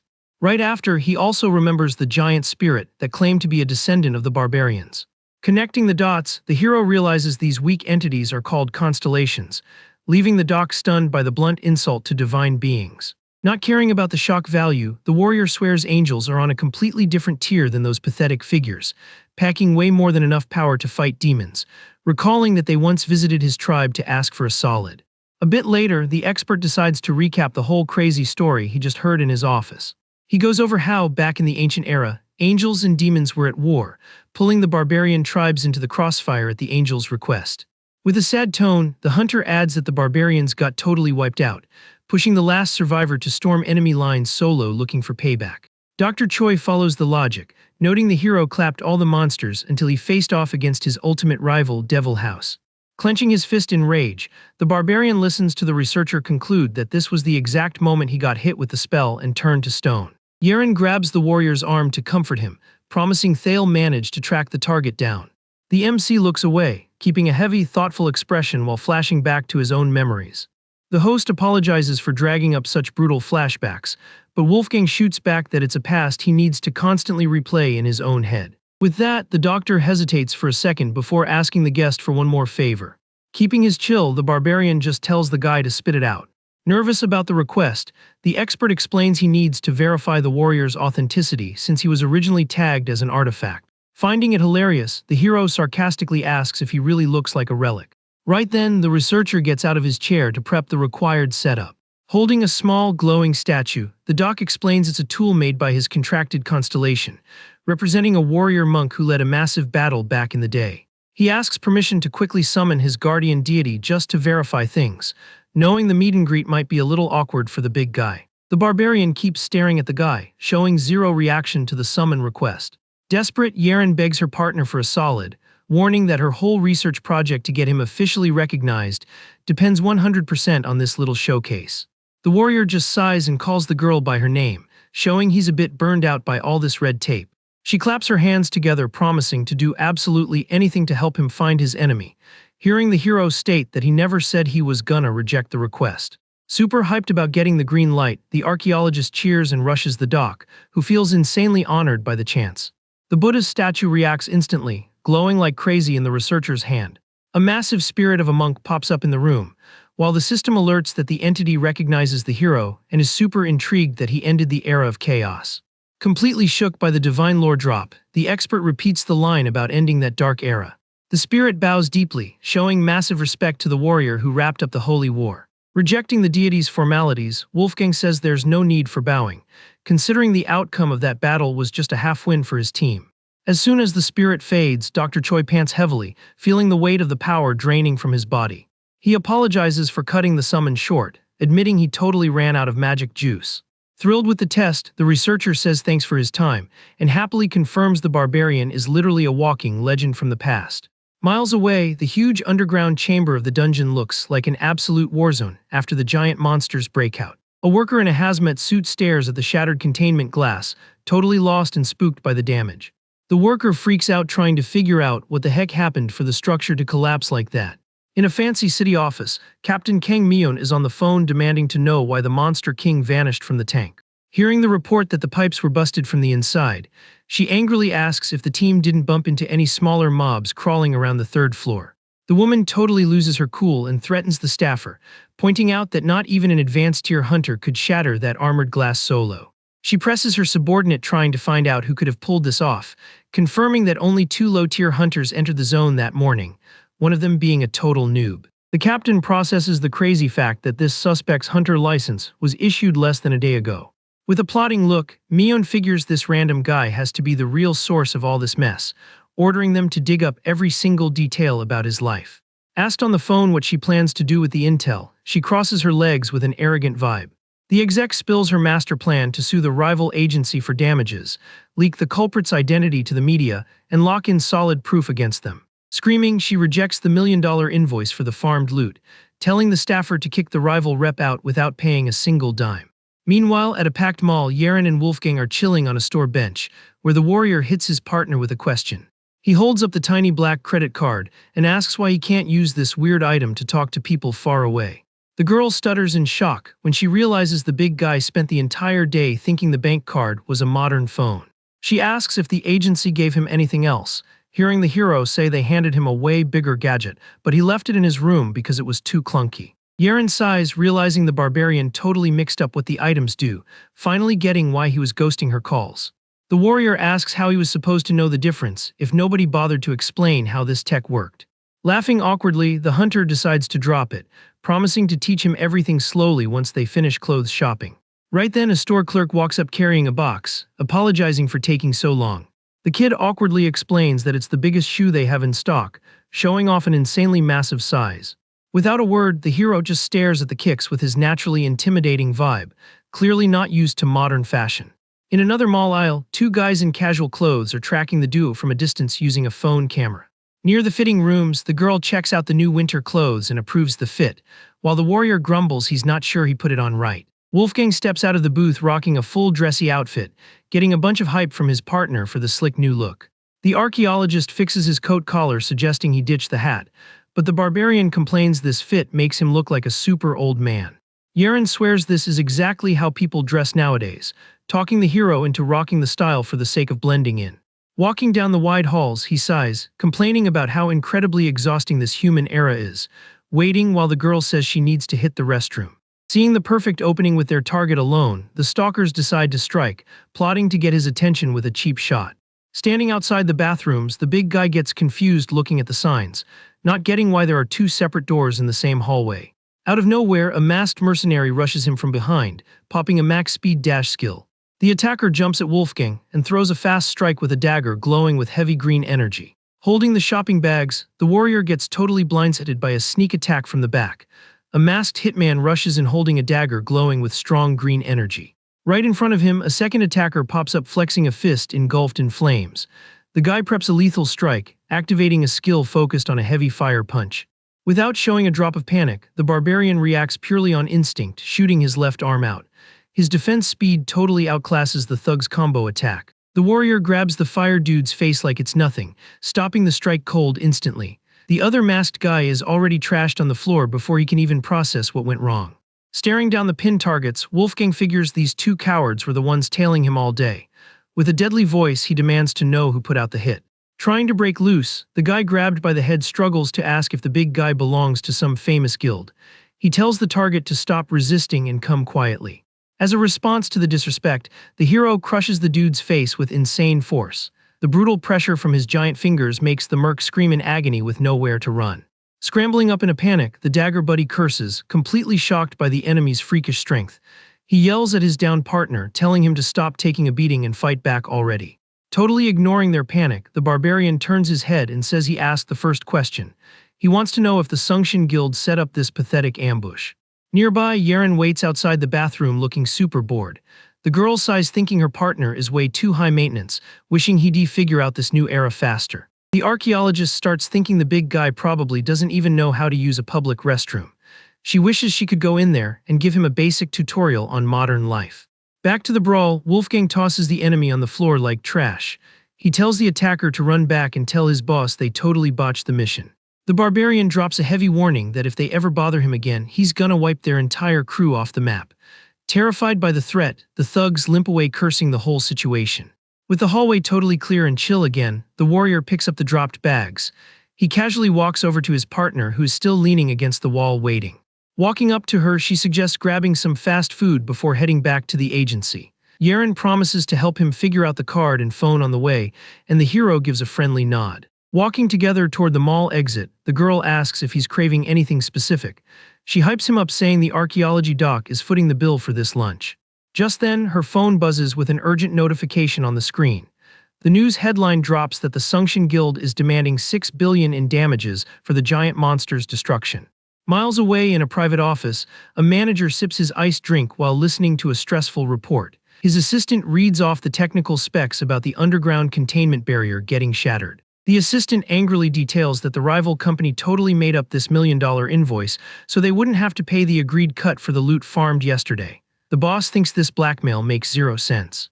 Annoyed by the headache, the suit asks if the extraction squad from yesterday was really just low tier. The kid quickly confirms he double-checked everyone's paperwork personally. The manager swears he's no rookie in this shady hunter market. He flexes his past as a combat pro, claiming he knows all the dirty tricks the big core pull. To clear things up, the assistant suggests pulling up a security tape during the meeting. He explains the digital file was sent by the rivals as proof to back up their latest claims. The screen clearly shows the footage recorded in the mall hallway. The video captures the exact moment Wolfgang claps the two trained assassins with absolute zero effort. Pointing at the hooded merc on the screen, the kid identifies him as a notorious hunter. He warns that the criminal hides his true power and actually has skills on par with a higher rank. Next, he points to the guy grabbed by the head, revealing he's a recently promoted pro. The assistant looks shocked seeing both of them get totally humiliated by a complete rookie. Putting the pieces together, the exec realizes the official dungeon complaint was just an excuse to pick a fight. The enemies want to find out who hired the giant dude from the video. Furious at the rival's sheer audacity, the assistant slams the desk and stands up totally outraged. He complains their company is getting threatened by people who didn't even have the decency to pay their own debt first. Telling his coworker to chill, the boss crosses his arms and declares that if they have no formal ties to the warrior, there's no problem. He decides to slap the rival guild with a lawsuit to force them to cough up the cash. Passing the collection duty to his subordinate, the manager says he needs to dip to handle another urgent issue. He straightens his suit and mentions a meeting lined up with a super promising recruit. A bit later, the exec jumps into a yellow cab on the city avenue. Chilling in the backseat, he tells the driver to step on it and head to the fancy Qingdam district. During the cab ride, the suit grumbles about the rival corp's cowardly stunts. He sighs exhausted, complaining about how insanely hard it is to save up and buy his own car. All of a sudden, the manager's brain clicks on a massive detail from the video he totally missed before. He stops his own rant with wide eyes, demanding a second to think. Replaying the tape in his head, he focuses on the exact second Wolfgang caught the flaming fist. Confusion hits the guy hard when he realizes the warrior cancelled out a constellation's power without having any visible divine contract. The dominating image of the barbarian takes over the ambitious exec's mind. Feeling like he just stumbled on an absolute goldmine, he flirts with the risky idea of testing the hero's power himself. The endgame of this off-the-books investigation is to measure how heavy this mystery fighter really is. The exec needs to know if he found the talent of the century or just some amateur with crazy luck. A few days fly by and the scene shifts to the crowded city sidewalks. Wolfgang casually crosses the crosswalk, making everyone stare because he's carrying a massive sword wrapped in cloth. Checking out the lines on the street, the barbarian thinks the walking rules of this era are pretty weird. He even wonders if the boss of this turf doesn't go overboard bossing the people around. Watching the crowd move as a unit, the hero tries to follow the directions his supervisor gave him earlier. Even though it sounded simple, he admits he's a little lost in the concrete jungle. The frustration doesn't last long as a familiar girl's voice cuts through the traffic noise. Yaren waves excitedly from across the street, clearly relieved to find the big guy in one piece. Walking up to the girl, he swears the dig boss's directions actually helped him find the spot. The girl checks if he brought the bags and points at the Archaeology Association building where the doc is waiting. Opening the door to the cozy office, the young archaeologist announces the field team is here. The expert welcomes them with a huge smile, stoked that they showed up right on time for the tech meeting. Acting super polite, the host apologizes for making them travel all the way across town. Dr. Choi quickly suggests they switch up the vibe and head straight down to the storage vaults. While walking through the lobby, the veteran researcher totally loses his academic cool, fawning over the hero's sword. Annoyed by the crazy hype, the barbarian whispers to his partner asking what the old guy's deal is. Laughing awkwardly, Yaren defends the doctor's hardcore nerd passion for the field. She argues it'd be way sketchier if a historian just ignored a legit ancient weapon walking right past him. Absolutely amazed, the expert notices the old clothes the girl is holding and figures out the pelt is from a legendary wolf. Looking like he's totally over the lecture, Wolfgang just listens to the warning to be careful with the priceless gear. The squad finally clears the security doors of the association's massive storage hall. The dimly lit room protects endless shelves packed with sealed boxes and recovered artifacts. Enjoying the walk, the doc introduces his VIP guest to the young staff in the department. The assistant's jaw drops, instantly recognizing the warrior who was pulled out of the deep cave. Sizing up the giant fighter up close, the researcher shivers, feeling the intimidating aura. He mentally notes that the guy in the flesh is 1,000 times scarier than the old stone statue. Trying to get his academic vibe back, the kid politely reaches out to shake the living legend's hand. He introduces himself as an advanced tier hunter in the research division, admitting this whole setup is just insane. Skipping the small talk, Wolfgang shakes the young researcher's hand with his usual rock-solid posture. Keeping a straight face and a blunt tone, he drops his full name to lock in the formal intro. Right behind him, the second assistant on the team also steps up, flashing a super friendly smile. The kid waves politely at the hero, revealing he's part of the backup crew for the rough digs. Totally changing the subject, the guy waves excitedly when he realizes Yeren is also tagging along for the tour. The hunter smiles back warmly, making it obvious the two go way back in the industry. While they're doing intros, the first assistant gets completely distracted, hypnotized by the gear strapped to the barbarian's back. He steps closer to the massive blade, dying to know if the magic iron also woke up from the petrifying curse. Swelling with tribal pride, the warrior explains the sword is a badge of honor passed down among their local chiefs. Clapping loudly to cut the chatter, Dr. Choi yanks everyone's attention back to the mission. Getting back on the move, the expert says the duo's timing was basically a miracle. He admits the academic team hit a brick wall trying to identify some mystery items and tells them to follow him. Walking through halls lined with bulletproof glass, the hero whispers, asking if the folks in this guild are always this dramatic. Yeren just laughs quietly, telling him to cut the nerdy students some slack. The tour stops in front of a perfectly lit pedestal, showing off an epic giant silver hammer. The host points at the ancient weapon, dying to hear the 1,000-year-old guest's visual breakdown. The doc cuts to the chase, asking if the barbarian recognizes the specs of the combat tool. He drops the lore that the relic was found at the exact same rescue site, but modern tech couldn't scan the magic traces on it. Resting his fingertips on the thick glass, the big guy's eyes drift into some super ancient memories. With a heavy voice, he drops the truth without missing a beat. That was the sacred weapon of Jonas, an old guy who lived at the entrance of his village. A painful wave of nostalgia hits the hero's chest while the researchers listen to the weapon's origin story up close. He describes the fallen warrior as a total Chad who fought for local leadership, and above all was his best bro.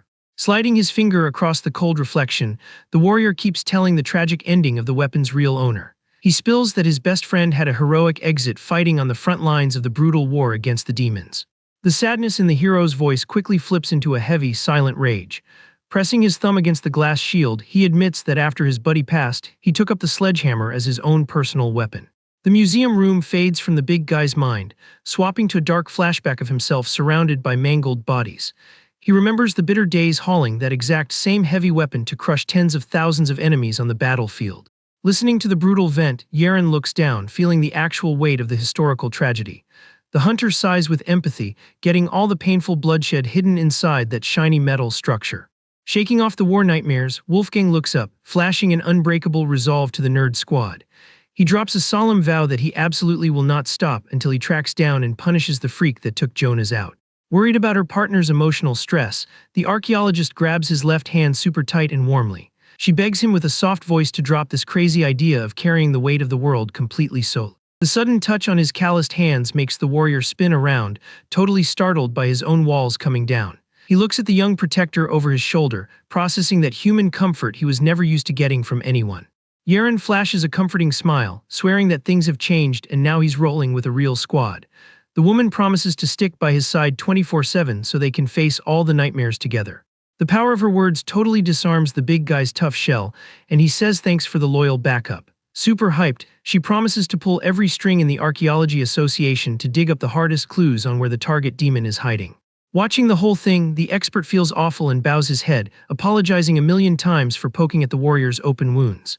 But the barbarian brushes it off fast, showing huge gratitude that they managed to rescue the priceless gear in one piece. The hero hopes his painful lore drop helped out with the lab's unfinished homework. The doc happily confirms the intel was a massive W, finally proving the mystery relic belongs to the wolf tribe. Right as they are about to wrap up, a sudden instinct completely hijacks the barbarian's chill vibe. His eyes go wide and he spins around super fast, ordering the whole crew to freeze right where they stand. Totally ignoring safety protocols, the warrior shoots his arm into an open display and grabs the handle of another magic tool. Mind blown, he recognizes every single millimeter of the glowing artifact in his hands. The insane power packed in the ancient relic vibrates like crazy the second it touches the pure energy of its original owner. Wolfgang's firm grip holds the base of the item, while blue sparks wrap all the way up his forearm. Freaking out over the reckless move, the team members scream trying to stop the hero on the spot. Shaking with fear, they warn that ripping an unlogged item off the base will instantly trigger the lab's lethal anti-theft barriers. Panicking, Dr. Choi demands to know why the warrior is suddenly pulling a stunt like this, totally mind-blown by the situation. An intense blast of blue energy erupts from the artifact the second the barbarian makes contact with the sacred piece. The expert screams at the top of his lungs, warning that the entity's presence is standing right in front of them. Right then, the MC's brain gets flooded with hardcore flashbacks of ancient wars he fought back in the day. The nostalgic vision shows the big guy walking side by side with a massive, savage wolf through the battlefields. Mixed in the dark memories, the creepy silhouette of the demon that wrecked everything he loved pops up. The barbarian's fist clenches with extreme violence, leaking a thick, dark energy totally fueled by pure hate. Completely consumed by rage after recognizing that vibe, he locks his eyes and drops the name of his mortal enemy. Back in the lab, a rough piece of an arrow is carefully placed inside a sealed glass container. Checking the data on the PC, Yeren asks the expert if the dark stain on the relic could be the hero's blood. She confirms that the traces of that dark energy undeniably belong to that absolute scumbag Devil House. The girl lets out a heavy sigh at the meeting table, warning that everyone would be in serious danger if the barrier stone had fully exploded. The doc bows his head, taking the L for the meltdown, while the archaeologist tries to cool things off, saying at least they got some solid research done. She admits she was already suspicious about the giant hammer ghosting them, but never expected the arrowhead to act up like that. Looking at her coworkers, Yeren complains about the whole mess, pointing out how much easier this would be if they had managed to recruit a demon hunter. The hunter explains that both holy and dark energy run on mana, making it a total nightmare for non-experts to tell them apart. The warrior casually fires back that demons have a totally different vibe, something he just naturally learned to pick up on. Backing up the big guy, the expert grumbles in frustration about how useless the association is for not sending the backup they requested. Soon the girl turns her head toward the doc, double-checking if she missed anything in her thought process. Yaren's brain is working in overdrive, looking super intrigued by the sudden mention of this specific class of pros. She turns straight to her partner, asking how he'd feel about officially changing his class to Demon Hunter. Totally lost, the researcher asks why she's pitching such a wild class swap out of nowhere. The archaeologist brings up the deal they made days ago, where they promised to track down his enemy in exchange for this lab tour. She breaks down that with a high rank, the hero would unlock a database way bigger than what normal researchers get to see. Keeping her smile, the girl points out this special class has clearance to dig through almost all classified intel on the creatures. Even though the role is super rare, Yeren swears the barbarian would ace the qualifiers, since he's got the brute strength and sharp instincts for the totally laser-focused on his revenge quest, Wolfgang doesn't hesitate to ask what he needs to do to cop that title. Super hyped, the girl points her finger, saying it's a breeze. He just needs to pass the guild's promotion exam. But then the hunter faceplants onto the desk, completely burned out, leaving her teammate super confused by the sudden mood swing. The doc drops the heavy news that the big guy won't be able to take that test anytime soon, making the girl lift her head, begging for an explanation. The young assistant brings up the rumors that the sacred relic needed for the test got totally trashed a few days ago.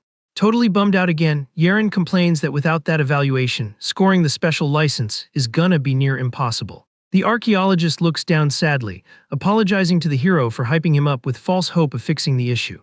Right then, a new idea pops up in the room, catching the girl and the barbarian off guard with the interruption. The other researcher jumps into the chat, suggesting there's actually a plan B to snag that highly wanted permit. Super chill, the kid explains the perfect loophole for this mess is for him to enroll straight into the academy. The boy breaks down how the cert can be earned through an accredited school, making Yeren curious about the play. The hunter argues the campus is crawling with teenagers, but the assistant counters, reminding them there are also students in their 20s. With that, she turns to her partner, super curious about exactly how old he was before the petrifying curse hit. Keeping his rock-solid posture, the warrior calmly replies that he watched the 4-season cycle 33 times since he was born. The plot twist shocks everyone in the room, making the young archaeologist realize in pure horror that she's actually older than the big guy. Confused by modern slang, the hero asks about the word she used, getting a quick lesson that it's a way to show respect to older folks. Rolling with the rules of this new world, Wolfgang agrees to follow local customs and decides to call her by the respectful title. Super weirded out by the whole vibe, the partner demands he stop calling her that while looking so intimidating and mature. At a hunter agency, a suited worker shows a coworker the ropes on how the dungeon schedules get texted to their phones. Walking down an empty hall, the suit celebrates getting off the clock early and brainstorms his next move. The worker checks his phone, remembering the agency boss promised to scoop up the rookie recruit today. Stopping in front of a closed door, the nameplate flashes the foreign barbarian's full name. The agent's brain replays the security tape, picturing the insane moment the two assassins got launched across the room. He coldly analyzes the split second the big guy palmed the merc's face without breaking a sweat. With a calculating look, the rep figures the warrior is sitting on a tier way above a low-class rookie. The suit's master plan is to test the target's power firsthand, fishing for the perfect excuse to throw hands. Out on the busy street, Yeren walks next to her partner, promising she can totally write him an official recommendation letter.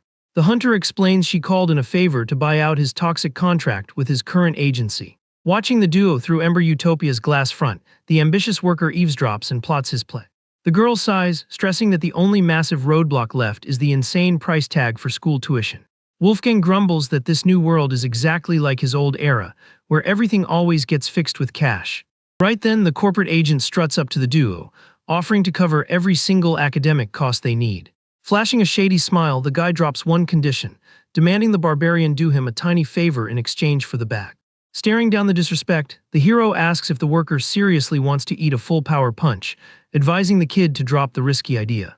The suit takes a step back, warning it'd be a huge mistake to underestimate him just because he works a desk job.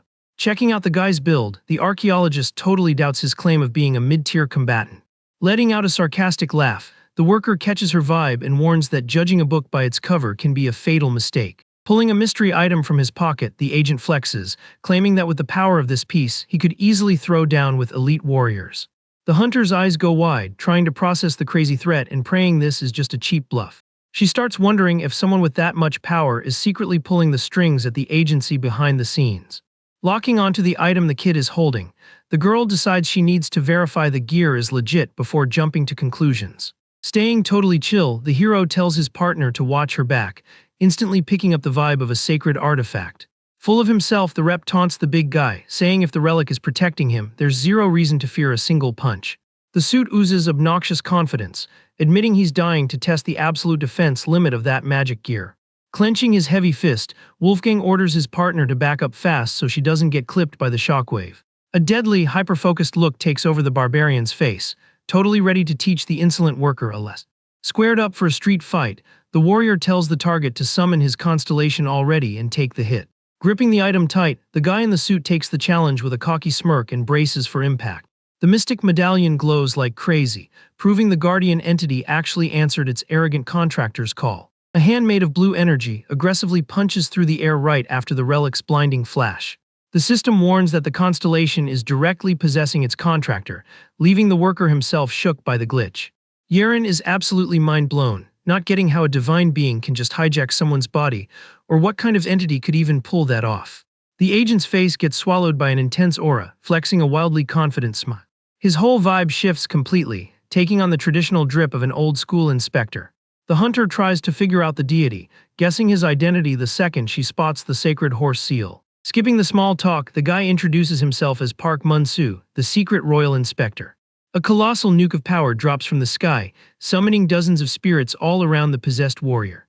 An entire spectral army lines up in a flash, totally ready to back up their boss in the clash. Wolfgang watches the whole scene looking bored out of his mind, calmly asking if he should just clap all of them at once. The inspector promises there's no need to sweat the soldiers, since they're just there to buff his divine power. He drops the lore that his strength punishes the corrupt and scales up based on how evil the target is, so if the opponent is clean, they won't take a scratch. Getting how the entity works, the barbarian just nods and readies his fist. With a merciless swing, the hero lands a brutal, direct punch right to the inspector's face. The crushing hit sends the opponent flying backward. He tries to call a timeout, completely scrambled by the insane force of the attack. The traditional hat goes flying while the guy's body gets launched violently through the spectral soldiers totally panic, losing all sight of the battlefield. In the middle of the dust cloud, Yeren tries to see something, dying to know how the showdown ended. The wind dies down fast, leaving the archaeologist super confused about why all that power just vanished out of nowhere. Looking down the street, she spots her partner standing tall and wonders if the fight is already over. The barbarian casually asks if the girl got hurt, getting the thumbs up that she made it out completely spotless. The hunter points in terror at the body laid out on the pavement, stuttering as she asks if the worker just kicked the bucket.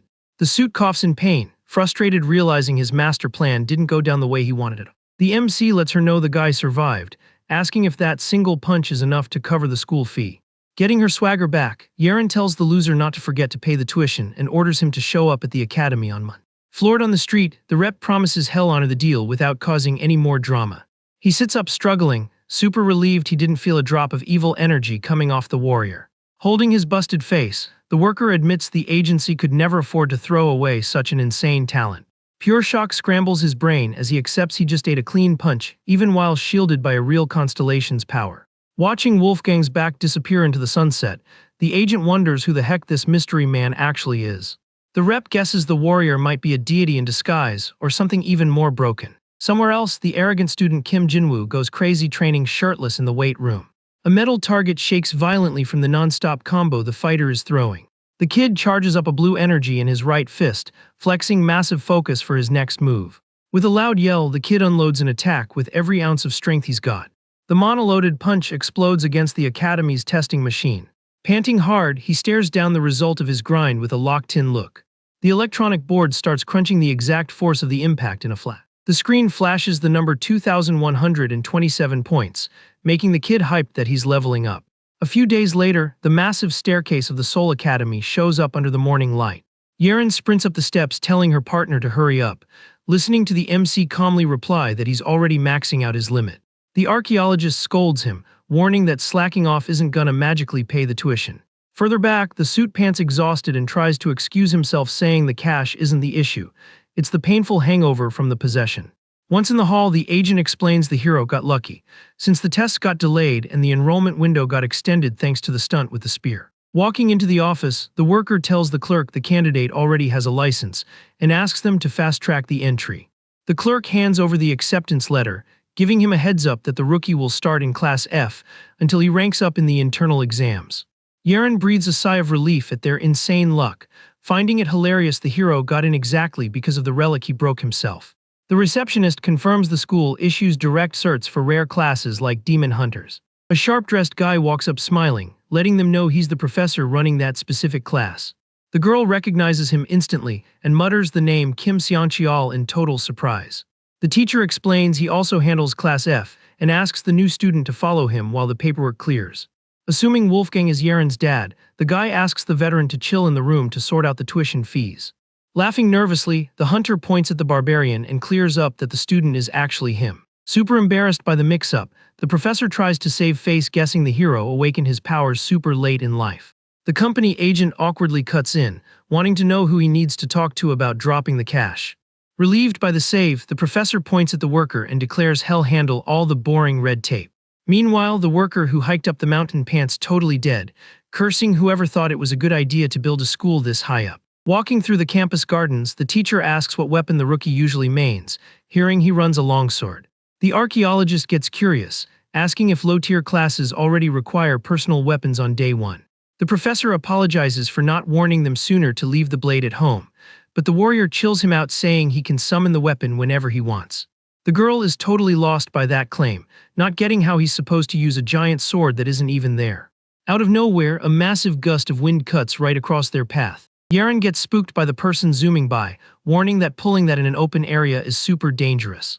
The professor calls out to the speedster, recognizing the guy on the spot. The long-haired kid hits the brakes, tapping his shoes lightly on the pavement. With an elegant vibe, the student casually turns around and asks if someone called him.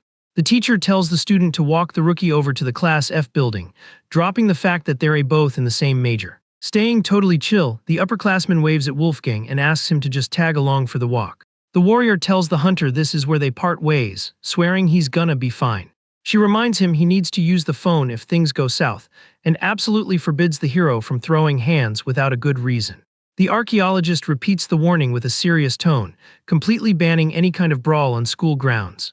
Without saying a word, the warrior just turns his back and walks with heavy steps behind his campus guide. The woman watches her partner walk away, praying internally that he actually manages to vibe with the environment. Laughing, the professor jokes that she looks like a mom sending her kid off to boot camp, which totally annoys Yer. Completely destroyed by the hike, the corporate agent catches up and asks about the tuition, while the girl is in the background screaming.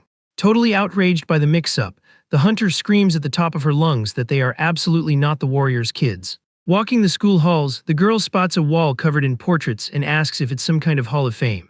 The agent confirms it, breaking down how the board flexes the top students of every class, and dropping that he was actually part of the 10th class himself. Pointing at a picture of a short-haired kid, the guy reveals that boy held the #1 spot back then. The worker complains he lost first place because of his trash stamina, mentioning Yeren has probably heard of that famous constellation contractor. Staring at the photo feeling a bit nostalgic, he comments that the kid could have lived a super easy life since he was an insane talent. The archaeologist remembers Hunter Jinseong for securing contracts for his whole family, but the guy points out it was useless since the kid was always miserable trying to win his dad's approval. Listening to the tea, the woman figures there's gotta be some wildly toxic family drama behind all this. Then the suit details that making it big in hunting was always the family's main obsession, turning it into a heavy burden forced by the dad that ended up becoming the kid's entire life goal. Thinking the guy is way too invested, the hunter notes he knows way too much about someone else's life, getting a weak excuse that it's just an old personal interest. A school staffer interrupts their walk down the hall, saying thanks for waiting so patiently. The receptionist wants to know if assistant Kim Junwon is seriously recommending the foreigner Wolfgang for the academic scholarship. Keeping a massive smile, the agent double-checks that students backed by his company get their entry fee and first semester waived, asking to cash in that perk right on the spot. Shocked by the hustle, Yeren realizes all that effort was just to save a buck, hearing the worker confess he'd never have that kind of cash lying around and would rather just buy a new car. To wrap up the enrollment, the school clerk demands some extra paperwork filled out and leads the agent into the office. Paranoid she's gonna get ditched, the girl tells her partner to wait for her, only getting an annoyed reminder to hurry up and sign the docs. The girl sighs, admitting she's thankful he paid the bills, but confesses she still thinks the suit is incredibly annoying. Trying to shake off the bad mood, the archaeologist changes the subject in her head while she walks. A nagging detail sticks in her brain, bringing up memories of how Hunter Jinseong used to be a massive media darling. Staring at the portrait on the wall again, Yeren tries to find a legit reason for such a prodigy to just drop off the radar completely. Entering the office, the school worker spots a visitor and asks him to chill on the couch, while the enrollment papers get sorted. The corporate agent walks across the quiet room, side-eyeing the mystery guy lounging by the window. Checking out the stranger's face, the suit is hit with a crazy sense of déjà vu and tries to remember where he knows the guy from. A massive wave of shock hits the assistant's face when he finally cracks the identity of the guy on the couch. Totally stunned by the plot twist, the agent stutters, pointing a shaky finger right at the newcomer. Not believing his own eyes, he calls his old buddy by name and demands to know what Jinseong is doing here after ghosting everyone for so long. Meanwhile, the hunter keeps connecting the dots about the elite heir who locked in the divine pact for his family, remembered by everyone as a total prodigy. With the veteran's face stuck in her head, she thinks about his disappearance, 100% sure they've never actually met face-to-face. But when she focuses on her barbarian partner's vibe, the archaeologist picks up a weirdly similar energy between those two stubborn dudes.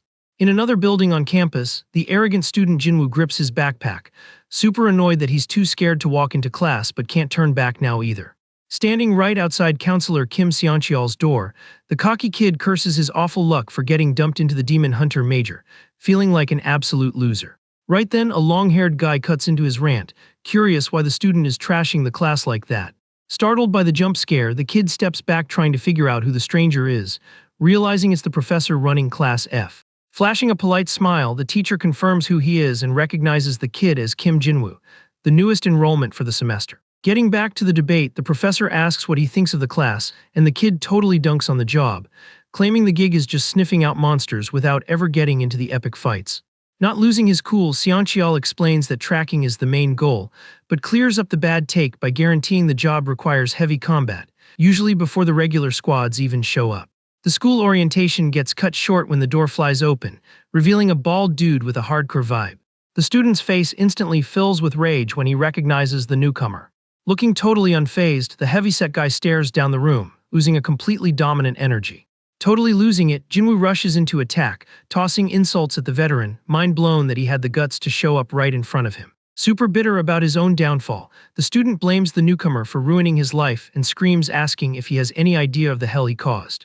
Charging his arm with thick purple energy, the kid throws a brutal punch, but the bald guy blocks the hit with just one hand like it's nothing. The magic strike crashes hard against the veteran's guard, setting off a shockwave that echoes through the room. Taking advantage of the opening, the newcomer shoves the kid back using massive brute strength. The student stumbles, totally scrambled, while the heavyset dude keeps his arm extended, proving he's completely outclassing the kid in combat. Confused by the random aggro, the bald guy asks what the heck the kid is talking about, and if the rival guild sent him, reminding him that any complaints should be taken straight to him. Lifted into the air by the scuffle, Jinwoo thrashes around furiously and demands to be put down. Seeing the violence spiraling out of control, the professor reaches out, casting a containment spell using a golden aura. The glowing energy pulls the brawlers apart instantly, lifting the paralyzed student as he screams in panic, thinking his arm is gonna snap.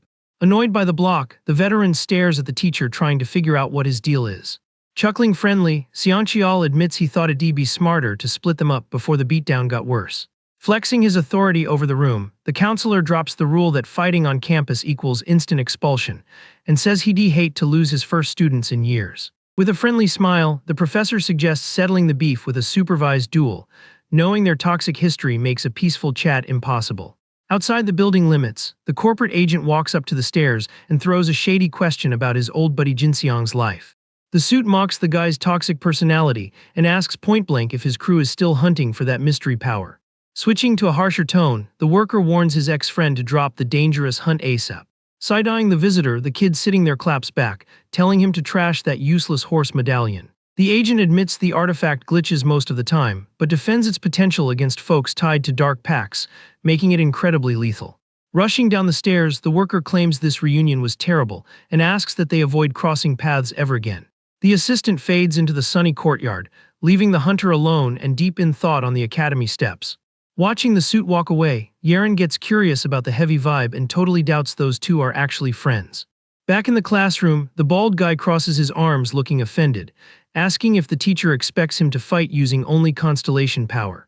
Seoncheol brings up the major's main focus, letting him know that only someone who channels divine energy smoothly can track the trails left by demons. The professor declares that mastering this control is mandatory for the job, and that the duel will serve as a practical exam for both of them.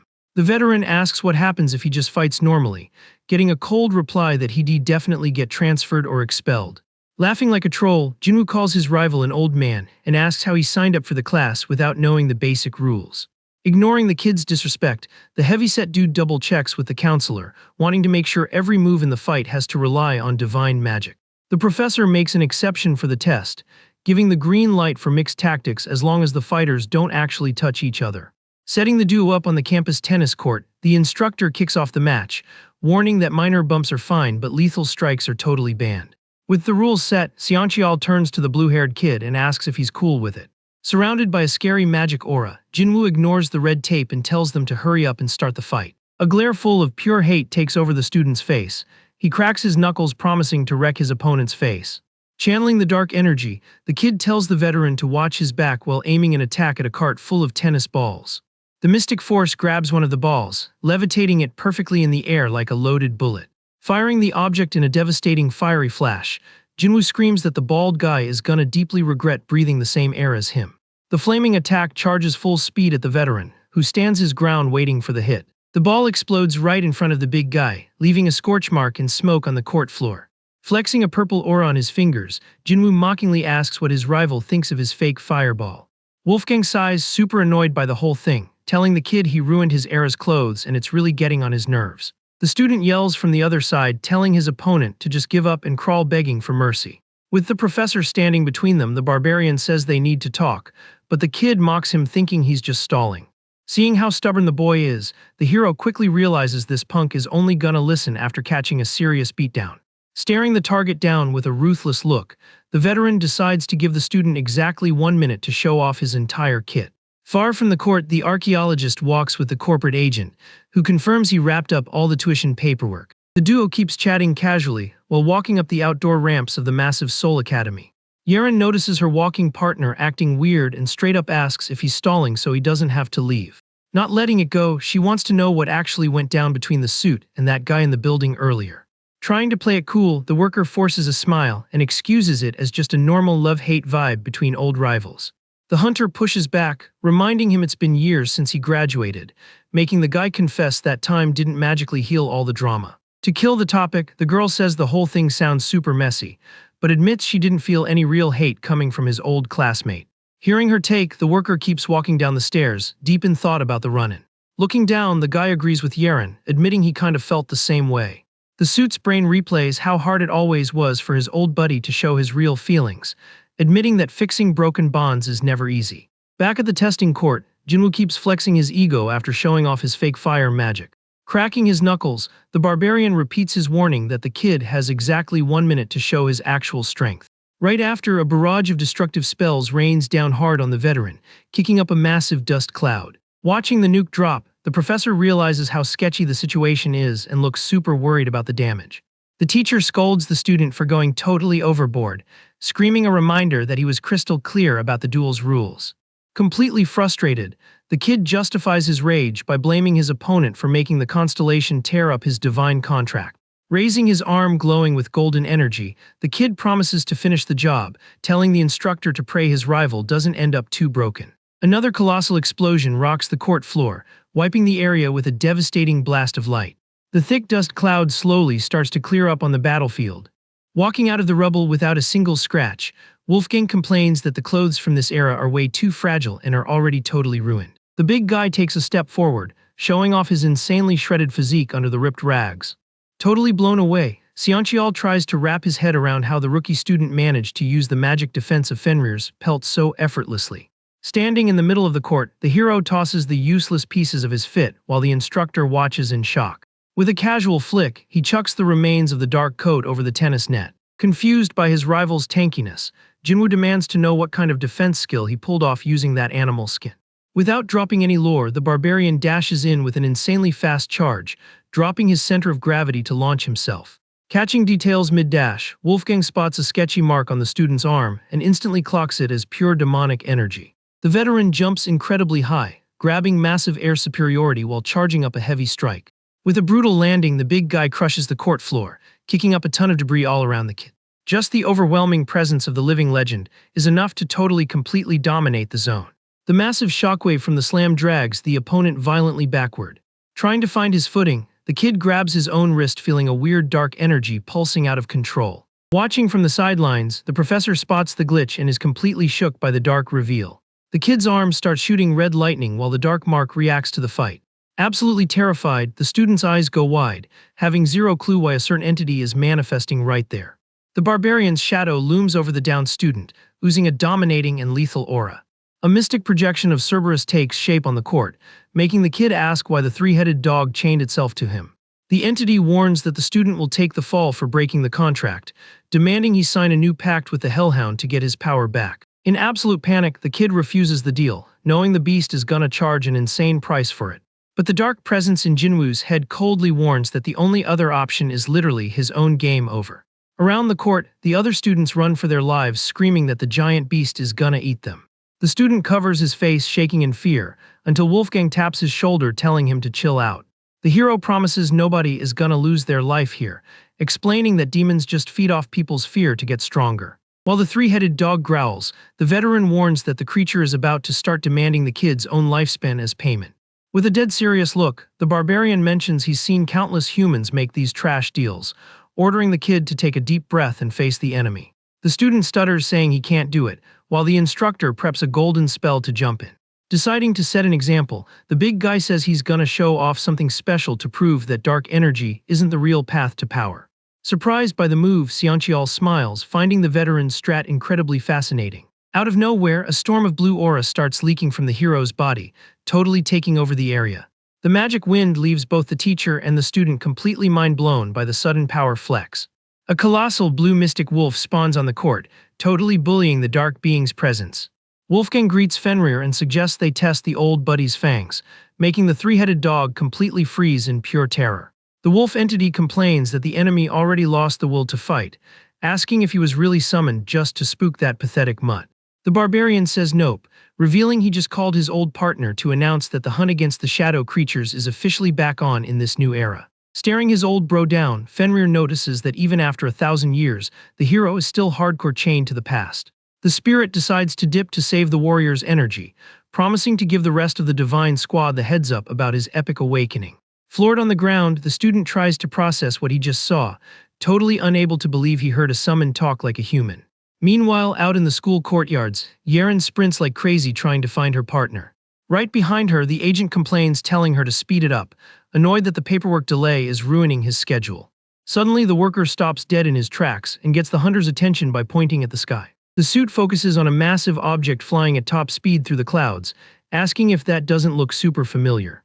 Down on the court, Wolfgang casually looks up, confirming his package finally found the right drop spot. The heavy ancient blade cuts through the air, spinning wildly right toward the testing arena. The warrior smiles, feeling good about his delivery, while the dark hound goes into absolute panic mode as it gets closer. With a booming crash, the giant sword lands, ripping up the floor right in the dead center of the battlefield. Later on in the office, the professor explains that dark packs actually aren't illegal for demon hunters, since they make tracking hard targets way easier. Chilling in his chair, Seoncheol asks why Jinwoo went for this shady shortcut, pointing out the kid has a prodigy brother and a filthy rich dad. Seoncheol questions why the student chose to sign a deal with a demon. He notes that with his family's massive bank account and clout, scoring the sacred artifacts for a proper contract shouldn't have been an issue. Staring the kid down, the barbarian patiently waits for an answer. The warrior makes it clear he won't push the issue if the kid decides to drop out, but he demands a straight answer if he actually wants to stay in the demon hunter class. Deals with creatures of the dark offer instant buffs in exchange for horrific terms. Playing counselor, the big guy warns that the specific pact with the Hellhound costs half of the contractor's lifespan. Totally shook, Jinwoo realizes the mess is way worse than he thought. Slumped on the floor, the kid panics, hearing that his own time alive would be eaten by the creature. The student gulps, trying to find the words to explain his garbage choices. With a bitter tone, the boy confesses he's the outcast of the family. Back in the day, his older brother managed to lock in an op contract with the barbarian constellation. The whole clan threw a massive party for the prodigy's epic W. Their bloodline carried the heavy prestige of historical martial arts backed by insane wealth.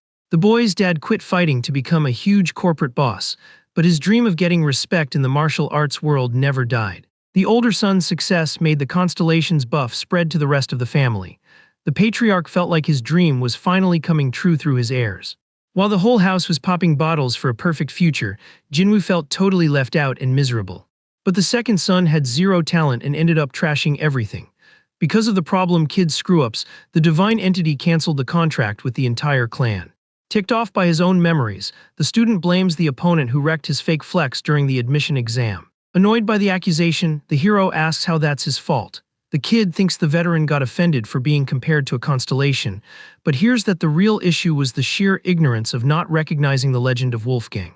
Flashing back to the admission exam, the boy remembers the massive spirit begging the big guy for forgiveness in a total panic. The warrior clears up that the punishment for the kid's disrespect ended right then and there.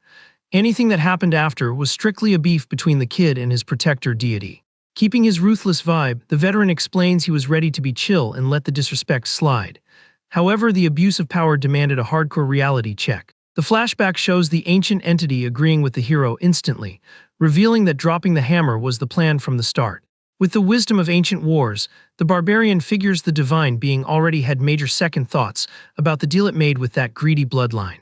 Outraged by the theory, Jinwoo jumps up screaming that the whole thing is ridiculous. He accepts being called trash, but defends his older brother as an absolute genius who would never be rejected if they were competent. Wolfgang calmly fires back, warning he doesn't know this so-called prodigy brother to judge. The only hard fact is that the kid standing in front of him failed miserably at wielding the barbarian's power. The core issue was never the kid's lack of natural talent. The real glitch was the arrogant way he viewed and used the power he was gifted. The hero drops the verdict that if the rest of his relatives act with the same ego, they are just straight-up incompatible with the pure ideals of his tribe. Somewhere else, boxes and files are being rushed out of a luxury office, signaling a sudden crash in the family guild status. A guy who looks a lot like the student, just with a more mature vibe, listens to the reports about the brawl at the academy and realizes his little brother is involved. Fueled by rage, Jinseong curses his younger brother. He storms out demanding to find the problem child right this second to settle the score. Outside the Seoul Academy, a guy sprints like a maniac down the stone paths, racing against the late afternoon light. Yeren picks up the pace, telling Agent Junwin to hurry up. The archaeologist warns they are gonna be totally bankrupt if the barbarian causes another disaster on campus, reminding the worker his job is also on the line. Completely gassed out, the suit trips on the main stairs. He curses the school's massive hill while trying to catch his breath to finish the climb. In the academy courtyard, Jinwoo drops to his knees begging for his brother's forgiveness. The kid takes all the blame and swears he'll figure out a way to fix the mess he made. Clinging to Jin Seong's leg, the student cries in absolute despair right in front of all the other students and school staff. Totally disgusted by the public embarrassment, the veteran delivers a brutal kick to shove his own little brother away. The violent hit launches the younger kid away, making him slide hard across the campus grass. Sprawled out and in massive pain, the boy can barely open his eyes while taking the cruel fallout of his screw-ups. Furious, the family prodigy tells his brother to stop crying like a loser. He drags the kid for ruining everything and just standing there looking dumb. Jin Seong steps up and starts bullying his downed relative without a shred of mercy. The veteran screams in rage about moving mountains to enroll the dead weight in this school, only for him to trash another sacred contract on day one. Watching the whole mess from the upstairs window, the barbarian asks the counselor if his presence is gonna cause any drama for the school. The professor admits it could be a massive headache if he decided to follow the rules by the book. Locked onto his goal, the hero repeats that he needs the special license and demands to know if there are any real roadblocks. With a calm smile, the teacher chills the warrior out, swearing the situation is the exact opposite of a problem. Down below, the beatdown continues. The veteran tells his brother to stop stalling and just take the L, demanding total submission for his academic fail. Back to the office chat, Seoncheol sizes up his partner and claims he already knew about the student's dark contract way before the duel. The big guy confirms the read, explaining he just needed time to lock onto the. The professor admits with pure respect that when it comes to channeling a constellation's energy to track tough targets, the guy's skills totally outclass any active pro. Even being the best in the biz, the teacher confesses he only noticed the student's dark pact way after the barbarian did. The hero's power flex left a deep mark on the counselor. He admits he didn't even know which entity was hiding inside the kid until he saw the guard dog get violently yanked out by Wolfgang's dominating power. Listing the guest's crazy skills, the counselor highlights the insane spatial distortion he pulled off like a master in the arena. Right after, the teacher hypes up the top-tier summon magic used to call the ancient wolf entity and bully the three-headed dog. The professor is even more mind-blown, remembering the telekinesis-style trick. The barbarian used to literally pull his own sword through the sky of soul. Stunned by how versatile he is, Seoncheol asks the real reason why someone this overpowered would enroll in a basic school, admitting he's never seen a skill kit like this. Annoyed by all the stalling, the hero harshly tells the guy to cut to the chase and hit the main point. The counselor suggests the rookie take a rank up exam to skip the tutorial levels.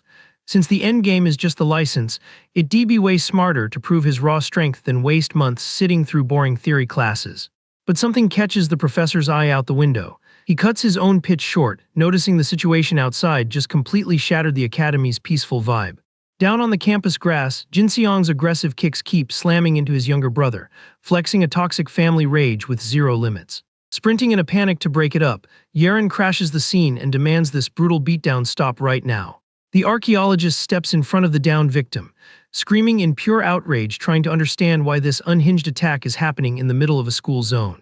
Turning his head with extreme disgust, the veteran tells the intruder to back off and rudely asks who gave her the right to stick her nose in private family business. Before things go totally south, Agent Junwin grabs his old buddy from behind and begs him to stop before he causes a literal tragedy with his own blood brother. The crazy attacker thrashes around, demanding to be let go and complaining about the interference. Using all his strength to hold the unhinged kid back, the suit demands answers for this brutal personality flip, reminding him he never acted like this back in the day. Blinded by rage, the ex-friend ignores the emotional plea and tries to justify punishing the youngest. Suddenly, an absurdly heavy slap smacks the veteran dead in the face, shutting down the chaotic argument with a violent crack. The jump scare leaves the worker and the hunter completely frozen in shock. Having dropped down from the building in seconds, Wolfgang watches the scene next to the teacher who just handed the cocky kid a reality check. Gripping the attacker's wrist with a vice-like hold, the white-shirt professor points out that fights between hunters outside danger zones are strictly illegal. Plus, starting a riot on campus grounds equals getting instantly expelled. The counselor tightens his grip, making it crystal clear that the real issue was pulling this unhinged stunt without his direct permission. With a dark, dangerous smile, The teacher warns he has zero tolerance for people breaking rules right in front of his face. Radiating an undeniably scary aura, Seongcheol ruthlessly advises the veteran to shut the whole circus down right this second. The instructor's eyes glow with a pure threatening energy. He drops the ultimatum that if the kid wants to keep fighting, he'll clear out the courtyard so they can throw hands on equal footing right then and there. Shook by the local boss stepping in so hard, Jin Seong asks why the guy referred to the useless youngest brother as his own official student. The prodigy gulps, unable to accept reality, asking if the school is seriously gonna enroll someone who failed miserably at making basic contracts with deities or even trash-tier demons. Standing next to the injured student, the counselor swears the lack of a magic pact means absolutely nothing to him. The kid's limits don't mess with the institution's ability to forge new talent at all. The veteran stares at the group in total silence, feeling his own face pulse like crazy from the handprint he just ate. Keeping a chill and locked-in look, the professor just waits for the intruder to take the L after making the school's boundaries incredibly clear. Crushed by the overwhelming flex of authority, Jin Seong turns his back, cursing his knocked-out brother. He caves to the instructor's pressure and gives the green light for the kid to officially join the academic program. The defeated kid powerwalks toward the training yard's main exit, leaving the heavy, toxic vibe behind him. A bit later, the sign for Building F's medical center shows that the victims of the outside brawl were dragged in for proper meds. Chilling on the white bed, Jinwoo rests peacefully while his bruises fade away. Agent Junwin tells the hunter that the school zone runs potent healing spells, fixing up surface damage incredibly fast. Watching the kid sleep like a rock, the teacher smiles, feeling kinda bad about the whole mess. He figures the real injury that needs fixing isn't physical, it's the young student's totally shattered, dependent mental state. The hunter wants to know if this whole mess was entirely the older brother's fault. She grills the teacher, trying to piece together exactly what went down out there. The professor stalls for a second before answering. His brain tries to map out the best way to explain this messy family drama. Thinking back to the argument, the student was screaming in rage about how his brother was a literal genius. The kid thought it was totally unfair for the prodigy to lose his powers, arguing that only he should have taken the hit for the fail. Right then, the barbarian asked what power was being misused. Totally blinded by fanboying, the kid just kept repeating how brilliant his relative was. Jumping back to the present, the veteran stares at the teacher in disbelief, hearing that the useless youngest was actually enrolled. He questions the school's call, pointing out the kid can't even lock in a basic contract. While the prodigy whines about his brother, the teacher holds his ground. The instructor orders him to just let the kid enroll in peace. Staying totally chill, the professor figures one thing is for sure in this whole circus. He guesses there's some crazy deep lore that only those two family members know about. Right then, the hero kicks the infirmary door open, cutting the chat short. Totally out of patience for stalling, Wolfgang announces he's bouncing. The counselor asks if the big guy scooped up the remains of the three-headed dog. The warrior confirms and drops a warning for nobody to touch it, since the dark energy is still live even after clapping the creature. Miles away, the agent walks with his old buddy in the academy parking lot. Junwin demands answers for that wild attack, reminding him they could have hashed this all out by just talking at home. The worker points out the kid he assaulted is literally his own blood. Not caring at all, Jin Seong tells the suit to keep his nose out of his family's toxic drama. Annoyed by the cold shoulder, the agent notes the veteran changed a lot and asks if this ties into his recent ghosting act. The prodigy tells him to stop jumping to conclusions, swearing he has his reasons. Junwin seriously doubts there's any logical excuse to bully your own family like that. Losing his temper, the ex-buddy curses the worker's obsession with always playing the justice inspector. The heavy vibe tags along as they walk through the lot lit by the sunset. The gap between them makes it obvious how much their old friendship has iced over.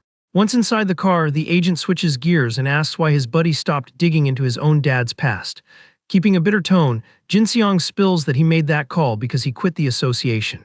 The worker asks if the association knows the family patriarch has been playing around with forbidden powers. The suit wants to verify exactly how much the bosses know about this mess. He connects the dots himself that the leaders don't know the full story, admitting he buried a lot of details in his official report. The kid warns the guild is gonna go nuclear if they find out the truth. The heaviest bomb drops next. The agent straight up accuses his ex-friend of secretly using a demon's dark energy on the down low. Unfazed, Jin Seong turns his head and stares the worker down in the driver's seat. The prodigy sarcastically figures the guy only kept quiet about it because of their old friendship. The tension in the car gets even thicker. The veteran admits he doesn't know if he should say thanks for the agent's loyalty or if he should hate his guts for being so nosy. Without reaching any kind of peace, the car pulls out onto the highway, glowing in the late afternoon sun. The paths of the old friends seem to drift further and further apart. Night drops over the city, lighting up the massive front of the Archaeology Association. The academic hub is still buzzing even after closing time. In one of the rooms, the young researcher stares at the barbarian in shock. He tries to double-check if the hero seriously wants to use the dark beast's carcass to forge a suit of armor. Casually sipping a soda, Wolfgang confirms the plan. The big guy asks the lab to hook him up with a skilled blacksmith to get the job done. Totally lost by the medieval request, the assistant begs the hunter to take over the explanation. Yaren sighs exhausted, trying to figure out the best way to break down how modern shopping works. The girl patiently explains that nowadays, nobody hires blacksmiths directly. She details there are specialized manufacturers that supply this kind of gear. The warrior suggests tracking down these corporations, but the archaeologist shoots it down. She pitches selling the monster loot on the black market and using the cash to buy the perfect suit without the headache. Rolling with the plan, the hero asks his partner to put up the listing. In exchange, he demands the girl keep helping with the research to track his original target, which she instantly agrees to. Switching topics, Wolfgang asks what kind of gear they should pick out with the farmed cash. He admits he has zero clue what to buy since the armor isn't even for him. The wild plot twist leaves both researchers totally confused. Yaren stutters in surprise, asking who the heck the barbarian is trying to buy protective gear for. Miles away, in a luxury office, a guild boss gets the latest updates. The secretary very professionally confirms that the guard dog's pelt was actually listed on the market. The gray-haired boss pivots to another urgent headache. He notices his youngest son, Jinwoo, still hasn't come home from the academy after classes wrapped. The assistant breaks down the brawl at the school, detailing that the dark creature tied to the kid got totally demolished by some guy named Wolfgang. The report wraps up saying the student ended up in the infirmary after getting jumped by his older brother. Staring at the city skyline, the patriarch spits the hero's name with disgust. Instantly, he orders the cleaners to be dispatched to fix the mess without leaving a single trace. The secretary tries to pitch a different angle, but gets harshly shut down. The boss says they just need to keep the useless kid alive solely to keep the family prodigy's mental state in check. With the call made, the leader orders them to grab the trash kid from school so they can decide his fate. Right then, Jinseong quietly slips into the room, catching the tail end of the chat. Spooked by what he just heard, the older son asks them to hold up a second. The dad asks how long the heir was eavesdropping at the door. Shaking with nerves, the kid lies, saying he just walked in and heard absolutely nothing. Catching the lie, the patriarch swears he doesn't need to fake it, since there's no reason to fear the family's master plan. The kid apologizes while the boss reveals the grand awakening is right around the corner. The leader's face gets twisted by a dark ambition. He declares that once the plan drops, all the power in the world will belong to their bloodline. The shady promise leaves the veteran absolutely terrified. A drop of cold sweat rolls down the kid's face as he tries to process his own dad's insanity. Unable to handle the room's heavy vibe, Jinseong says he needs to bounce. He turns his back and rushes out of the office, desperate to escape that crushing presence. The second the son leaves, the boss's tone flips again. He orders the secretary to keep a 24/7 watch on the prodigy's every move to avoid any surprises. Back in the academy infirmary, the youngest kid wakes up with a jump, gasping for air. The jump scare of waking up in a weird place leaves the boy totally scrambled. To the student's shock, Wolfgang is already standing next to the bed, handing him a shirt. The hero points at the kid's chest and warns him that a demon's mark got branded right there. The older brother explains the dark symbol got carved into the youngest's body. He tells the student to use the mark to lock in a permanent pact with the demon. Jinseong orders the kid to agree to whatever the creature asks for. The veteran argues that, as a specialized hunter, this energy will be enough to boost the kid to a decent combat tier. Totally disgusted by the idea, the youngest refuses to sign a deal with the dark, swearing hell grind to win back the star's favor. Trying to stay chill, the brother insists he needs to do this right now. The vibe gets super desperate when the prodigy warns that without this shield, the student is gonna end up dead. Jinwoo shakes, asking if his brother even knows what their dad would do if he found out about this rebellion. The youngest points out the patriarch wouldn't hesitate to wipe out his own kids. With a dark tone, Jinseong swears this pact is the bare minimum insurance for survival, guessing the family boss might actually love the villain move. Stressing about the future, the student spills that the clan leader spent years trying to wake up that forbidden power. He warns that soon the family will have a force that not even the association can ignore. Knowing the cost of the pact is literally half his life, the kid begs for another way out. He desperately asks the veteran to tip off his association buddy to stop the patriarch's crazy plan. Looking down, Jinseong shoots down the request instantly. The heavy weight of responsibility and fear totally silences the silver-haired kid.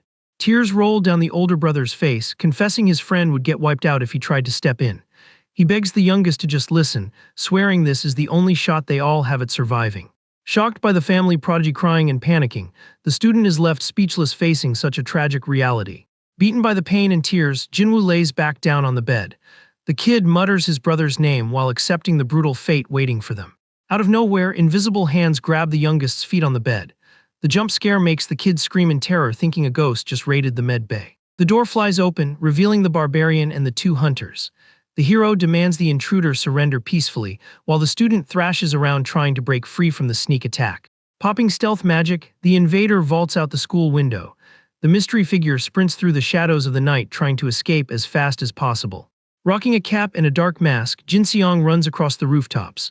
The veteran's brain is racing against the clock, feeling the massive urgency to make a move before his own dad puts his plans into action. In the academy office, Counselor Seongcheol stretches in his chair after a crazy long day. The teacher notices it's already getting super late into the night.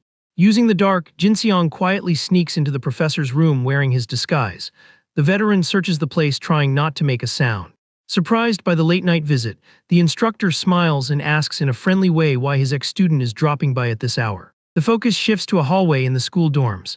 The masked guy slowly opens one of the doors, making sure the coast is totally clear of guards. Peeking into the pitch-black room, the invader tries to double-check if this is actually the right spot. Moving fast, the kid pulls back the curtain hiding the main bed. He gets ready to jump the target sleeping in the room. Heavy frustration hits when he stares at perfectly made, totally empty sheets. Confused, the masked guy wonders where the heck the guy living here went. The veteran curses under his breath, annoyed he missed the target. He was almost 100% sure he'd find the guy crashing there and tries to guess where he could have bounced to. Suddenly, golden energy wraps around the invader's body, lifting him straight into the air. The kid thrashes around trying to figure out what the heck this containment spell is. Stepping out of the shadows, the professor keeps the magic active in his hands. He mentions he was already suspicious of the veteran, while the kid stutters, totally busted. Flexing massive pressure, the teacher orders the student to come with him quietly. The low-key threat makes it clear things are gonna get way worse if he causes a scene. In another part of the building, Jinwoo falls on his butt looking terrified. The student screams, demanding to know who the barbarian is and why he won't stop chasing him. The big guy announces he's gonna make the youngest his very first underling, ordering him to strip down so he can take his measurements. The kid panics, thinking the demand is completely insane. Flexing boss energy, the hero reminds him the kid wants a celestial pact instead of a demonic one. Yeren and her buddy peek at the scene, while the veteran promises to talk the barbarian deity into a new deal if the student proves he's not completely useless. A spark of hope lights up the outcast's face. Unable to believe the pitch, the student gets emotional and asks if he really has a second shot with the stars. The hero warns he can't make any promises about the future, but points out that if the kid proves he's a warrior worth respecting, he'll have a legit reason to get backed up. The unexpected promise leaves the student totally frozen, not knowing how to act under so much pressure. Trying to process the shot at redemption he just got, he takes a deep breath, catching his wind again. Desperate for a chance to rebrand, the youngest drops to his knees, hugging the veteran's leg, and begs to be trained, demanding to know what kind of fighter he needs to become. Staring down at the kid, Wolfgang drops the verdict that starting right now, he is going to become the ultimate shield warrior. The class pick catches the kid totally off guard, making him stutter, super confused about the path his partner just locked him into. Somewhere else, the agent tells the hunter he's got all the measurements and figures. They just need to track down the perfect gear for the rookie's training arc.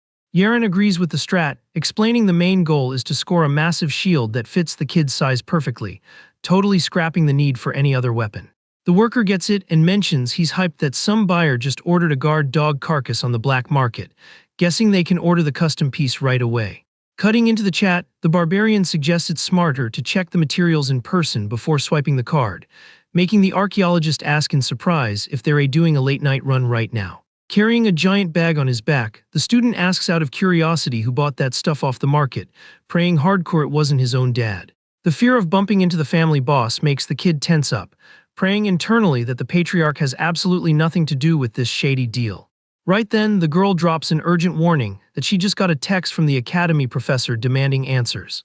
Miles away, Jin Seong turns off his phone screen on a desk in a sketchy, dimly lit office after listening to the voicemails. Staring the teacher down, the prodigy loses his cool and demands the counselor start explaining what's actually going on. The veteran angrily asks if the professor got another mark and is trying to force the youngest into a dark pact again, asking if he even knows the tragic price tag for pulling something like that.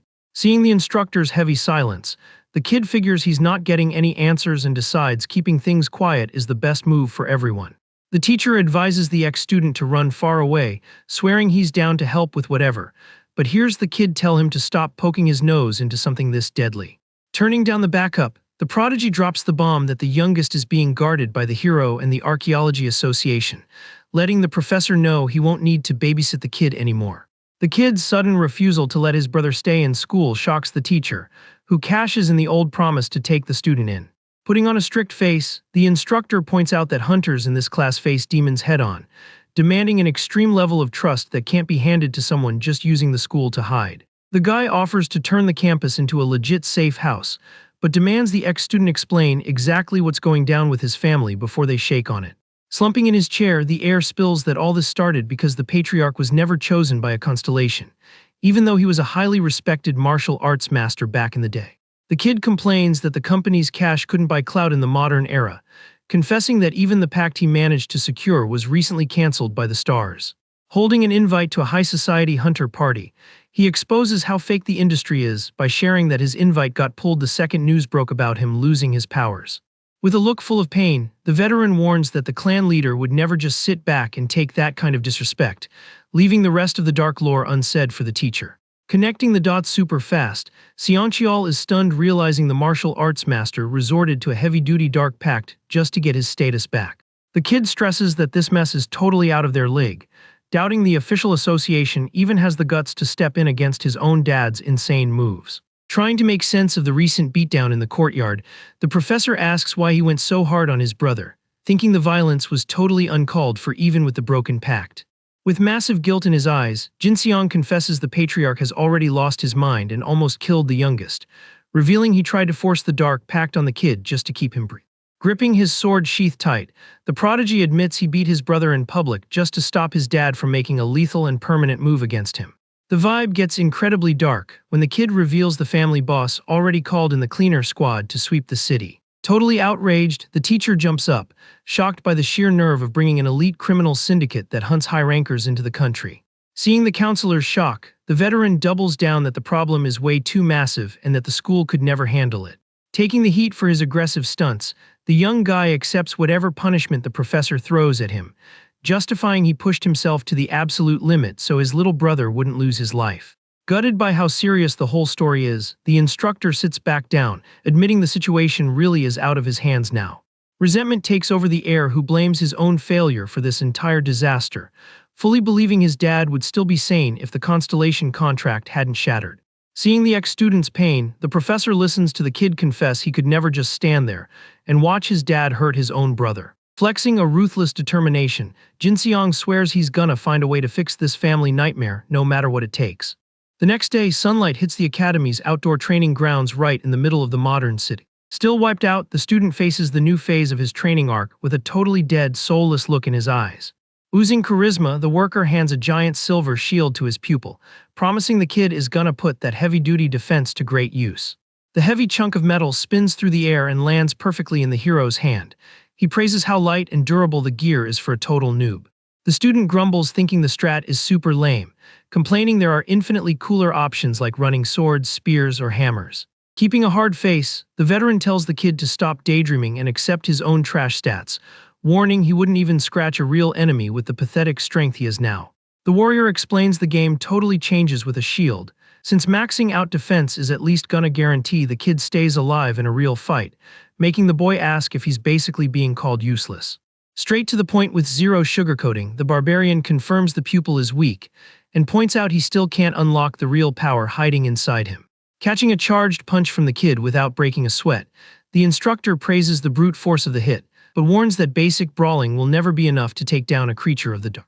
The big guy counters the strike, generating a massive aura around his fist, teaching him that the real hack is unleashing the full power of his entire body at the exact moment of impact.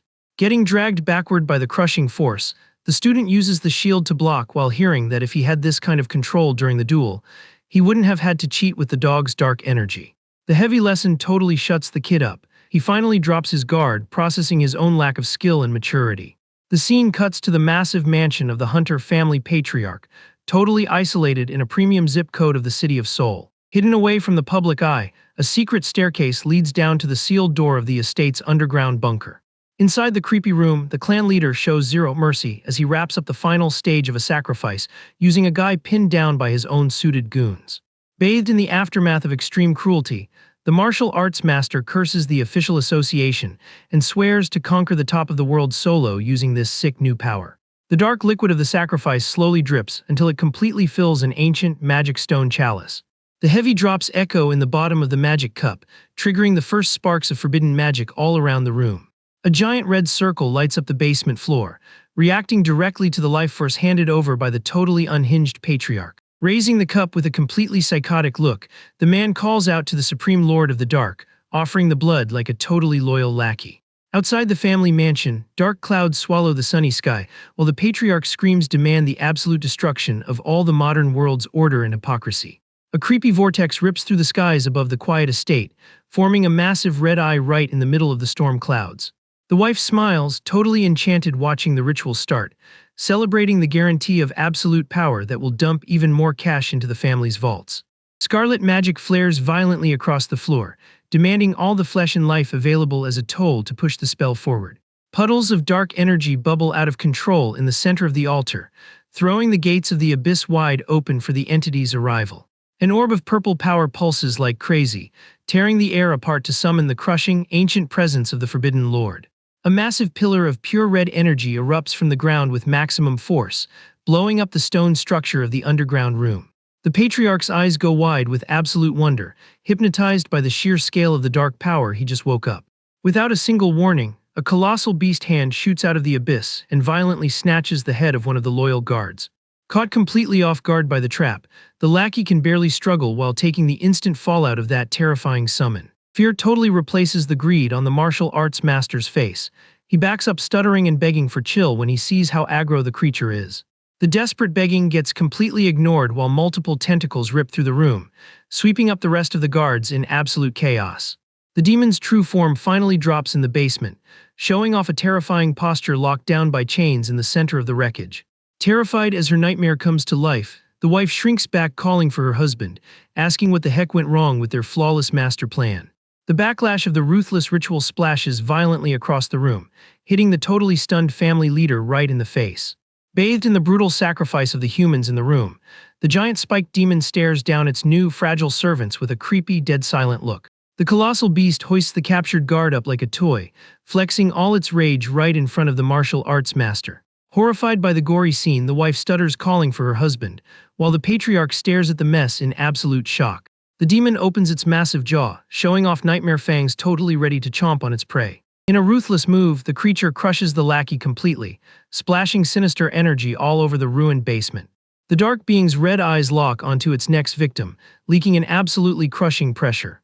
Panicking, the family leader tells the secretary he lost control, revealing in pure terror that his own body is moving by itself. Miles away, Jinseong hears his dad's voice echoing in his head, begging someone to call for backup. The secretary also picks up the agonizing cry, hearing the boss order them to call his sons to stop this total disaster. Getting swallowed by the shadows, the martial arts master tries to warn them of the danger while he can still hold onto a shred of his own mind. The energy from the dark ritual hits the entire city, staining the moon deep red in the night sky. Random people on the streets notice the freaky glitch, getting totally spooked and having no clue what is happening to the world. Walking down the dark sidewalks, the older son feels his phone buzzing like crazy in his coat pocket. On the other end of the line, the secretary screams in panic calling for the air, warning that an absolute tragedy just went down. The worker can barely choke out the sentence about the family leader, making the prodigy realize his dad actually pulled off the dark master plan. The scene shifts to the basement of the Archaeology Association, where the squad gears up to kick off the youngest kid's combat training. Looking around, Junwin asks how they're gonna spar in such a cramped warehouse, worried that one wrong move is gonna trash the priceless artifacts. The hunter agrees the space is tight, taking the chance to advise her pupil to stay chill, since he loses his balance whenever he attacks too recklessly. The big guy warns that losing control leaves massive openings for the enemy to counter, reminding him how he exploited that exact flaw against the kid in their last duel. Taking a deep breath to shake the nerves, the student grips the heavy gear and promises to try his best to follow the tips. Locked in on the survival lesson, Jinwoo drops his center of gravity and raises the massive silver shield, locking into a super solid defensive stance.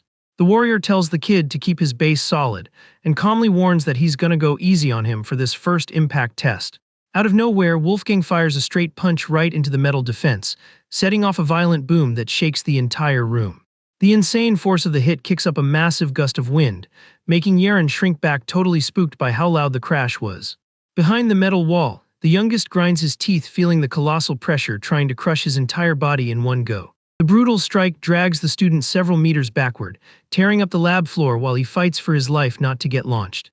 Panting and shaking from pure exhaustion, Jinwoo angrily asks if that was seriously the instructor's definition of a friendly tap.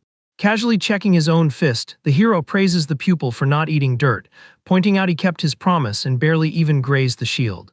Nearby, the worker and the girl stare at the wrecked lab floor totally speechless at the insane damage. The barbarian orders the kid to perfectly memorize that feeling and stance, getting an exhausted but rock-solid yes from the rookie.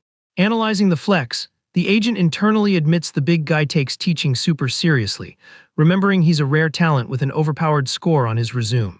Listening in, the hero sarcastically asks if they are talking about that exam prop he shattered with a single tap, leaving the agent totally embarrassed. Right then, the phone left on the equipment table starts buzzing non-stop. The worker casually picks up the call, totally clueless about the heavy news waiting on the other end of the line. Meanwhile, the barbarian keeps dropping harsh critiques while his partner smiles nervously, roasting how the pupil drops his guard way too fast. The training vibe dies instantly when Junwon screams in terror on the phone, demanding they repeat the crazy intel he just heard. In full panic mode, the suit announces he has an emergency to deal with and sprints like a madman toward the building exit. The hunter worriedly asks what kind of disaster just happened, while the warrior puts on a dead serious face feeling a massive threat nearby. Outside, Jinseong gets the tragic breakdown and freaks out confirming his dad actually pulled off the absolute worst dark descent ritual possible. The suit figures out from a distance that this went from a bad contract to a total apocalypse, cursing the unstoppable insanity of that family. Badly injured, the secretary reports the martial arts master was still fighting to stay conscious when he managed to run, begging them to hurry and try to stop him. Trying to carry the weight of the mistake, the heir tells Professor Seoncheol he'll handle this solo, asking the teacher to just call the cops.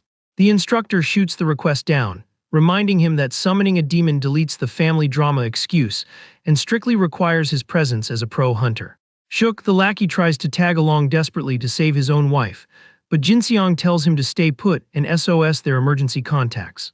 Done hesitating, the student and the teacher sprint at top speed through the dark city streets, straight toward the source of that nightmare energy. Down in the basement, Wolfgang officially calls it. Things are definitely not normal, and tells his partner he needs to bounce instantly to check out that creepy vibe in the. The archaeologist chases her partner, complaining about the lack of backup, accusing the big guy of making up excuses just to dodge the boring cleanup duty. Pushing through the building doors, Yaren gets confused seeing the sky as pitch black, knowing for a fact the sun should still be shining out there. The warrior's eyes gleam with a predator's look as he focuses 100% of his attention on the invisible pressure suffocating the area. With a rock-solid voice, he claims a dark being literally just spawned in the world, leaving the girl absolutely in disbelief at the drop. The barbarian asks why she's so shocked, bringing up the pupil's bad pact, but the woman explains a legit physical spawn is unheard of and doesn't just happen out of nowhere. Gulping hard, the hunter starts fearing the absolute worst, hearing the hero announce that the safety rules of this era are probably about to expire. A savage aura starts leaking out of Wolfgang's body. He gets hyped up guessing the darkness finally decided to launch a full-scale invasion on the surface. Purple lightning cracks through the air fueled by the veteran's will. He feels the weight of waiting over 1,000 years for this exact showdown. Miles and miles away, Jinseong runs like a maniac down the empty sidewalks, burning all his speed to reach his house gates. The kid grits his teeth fighting his own burnout, praying internally with massive anxiety that he doesn't show up late to the disaster zone. Ignoring keys or warnings, he uses brute force to bust the security chains and clear a path straight into the estate. The prodigy freezes dead in the middle of the garden, eyes wide open in pure terror at the apocalypse his dad's choices just unleashed. The brutal energy of the dark ritual rips colossal cracks into the mansion's dirt, completely wiping out the clan's fancy setup. A giant laser beam of pure red magic nukes the house from the inside out, shooting up like a tower of flames straight into the corrupted sky. Trying to block the violent shockwave, the air screams begging for the patriarch in the middle of that absolute war zone. Through the dust and wreckage, the kid looks up trying to put a single thought together while staring at that absurd power. The prodigy stutters shaking from head to toe, asking what the heck that giant, terrifying spawn even is. A non-stop beam of ruby energy keeps blasting down from the glitched moon, carving a deep scar right into the heart of the modern city. The catastrophic crash of the magic pillar against the dirt shakes entire blocks, spreading a wave of destruction across the premium district. Totally confident in his game plan, Wolfgang grips his ancient blade and calmly orders Yeren to find a safe spot far away from there. Super stressed by how risky this is, the archaeologist tells him not to be a hero and to fall back, warning that the official guild's full backup squad must already be on the way. Ignoring the advice, the big guy crushes the concrete under his boots to charge up a massive jump. Using totally broken physical strength, the hero takes off tearing through the metropolis sky while hauling the heavy sword like it's nothing. The drag from the liftoff straight up vaporizes the street pavement in a huge radius, proving just how insane the ancient warrior's jump actually is. Flying fast as a missile straight for the energy pillar, the barbarian declares the enemy better gear up for the absolute worst hunt of their life. Back in the ruined backyard, the red flames eat up every single piece of old material glory hoarded by that greedy family. The older son struggles to catch his breath in the toxic smoke, choking on the dust while desperately searching for survivors. Panicking, the heir stares into the fire begging for his dad to take back control of his own brain and not hand his body over to the dark. As a cruel reply to his begging, a giant spiked chain shoots out of the red hell with surgical precision. The cheap shot ties Jinseong up and yanks the kid into the air, making him scream from the unbearable pain of getting caught by the monster. The monster's shady hand grabs the magic chain, answering the heir's desperate call by confirming that his old man is gone for good. Pinned to the ground by the glowing links, the kid hears the creature cruelly tell him he doesn't need to feel so bad about this sudden loss. Right then, the giant demon drops its dark goal to wipe out absolutely every single human in the world, kicking it off right with Jinseong and the martial arts master.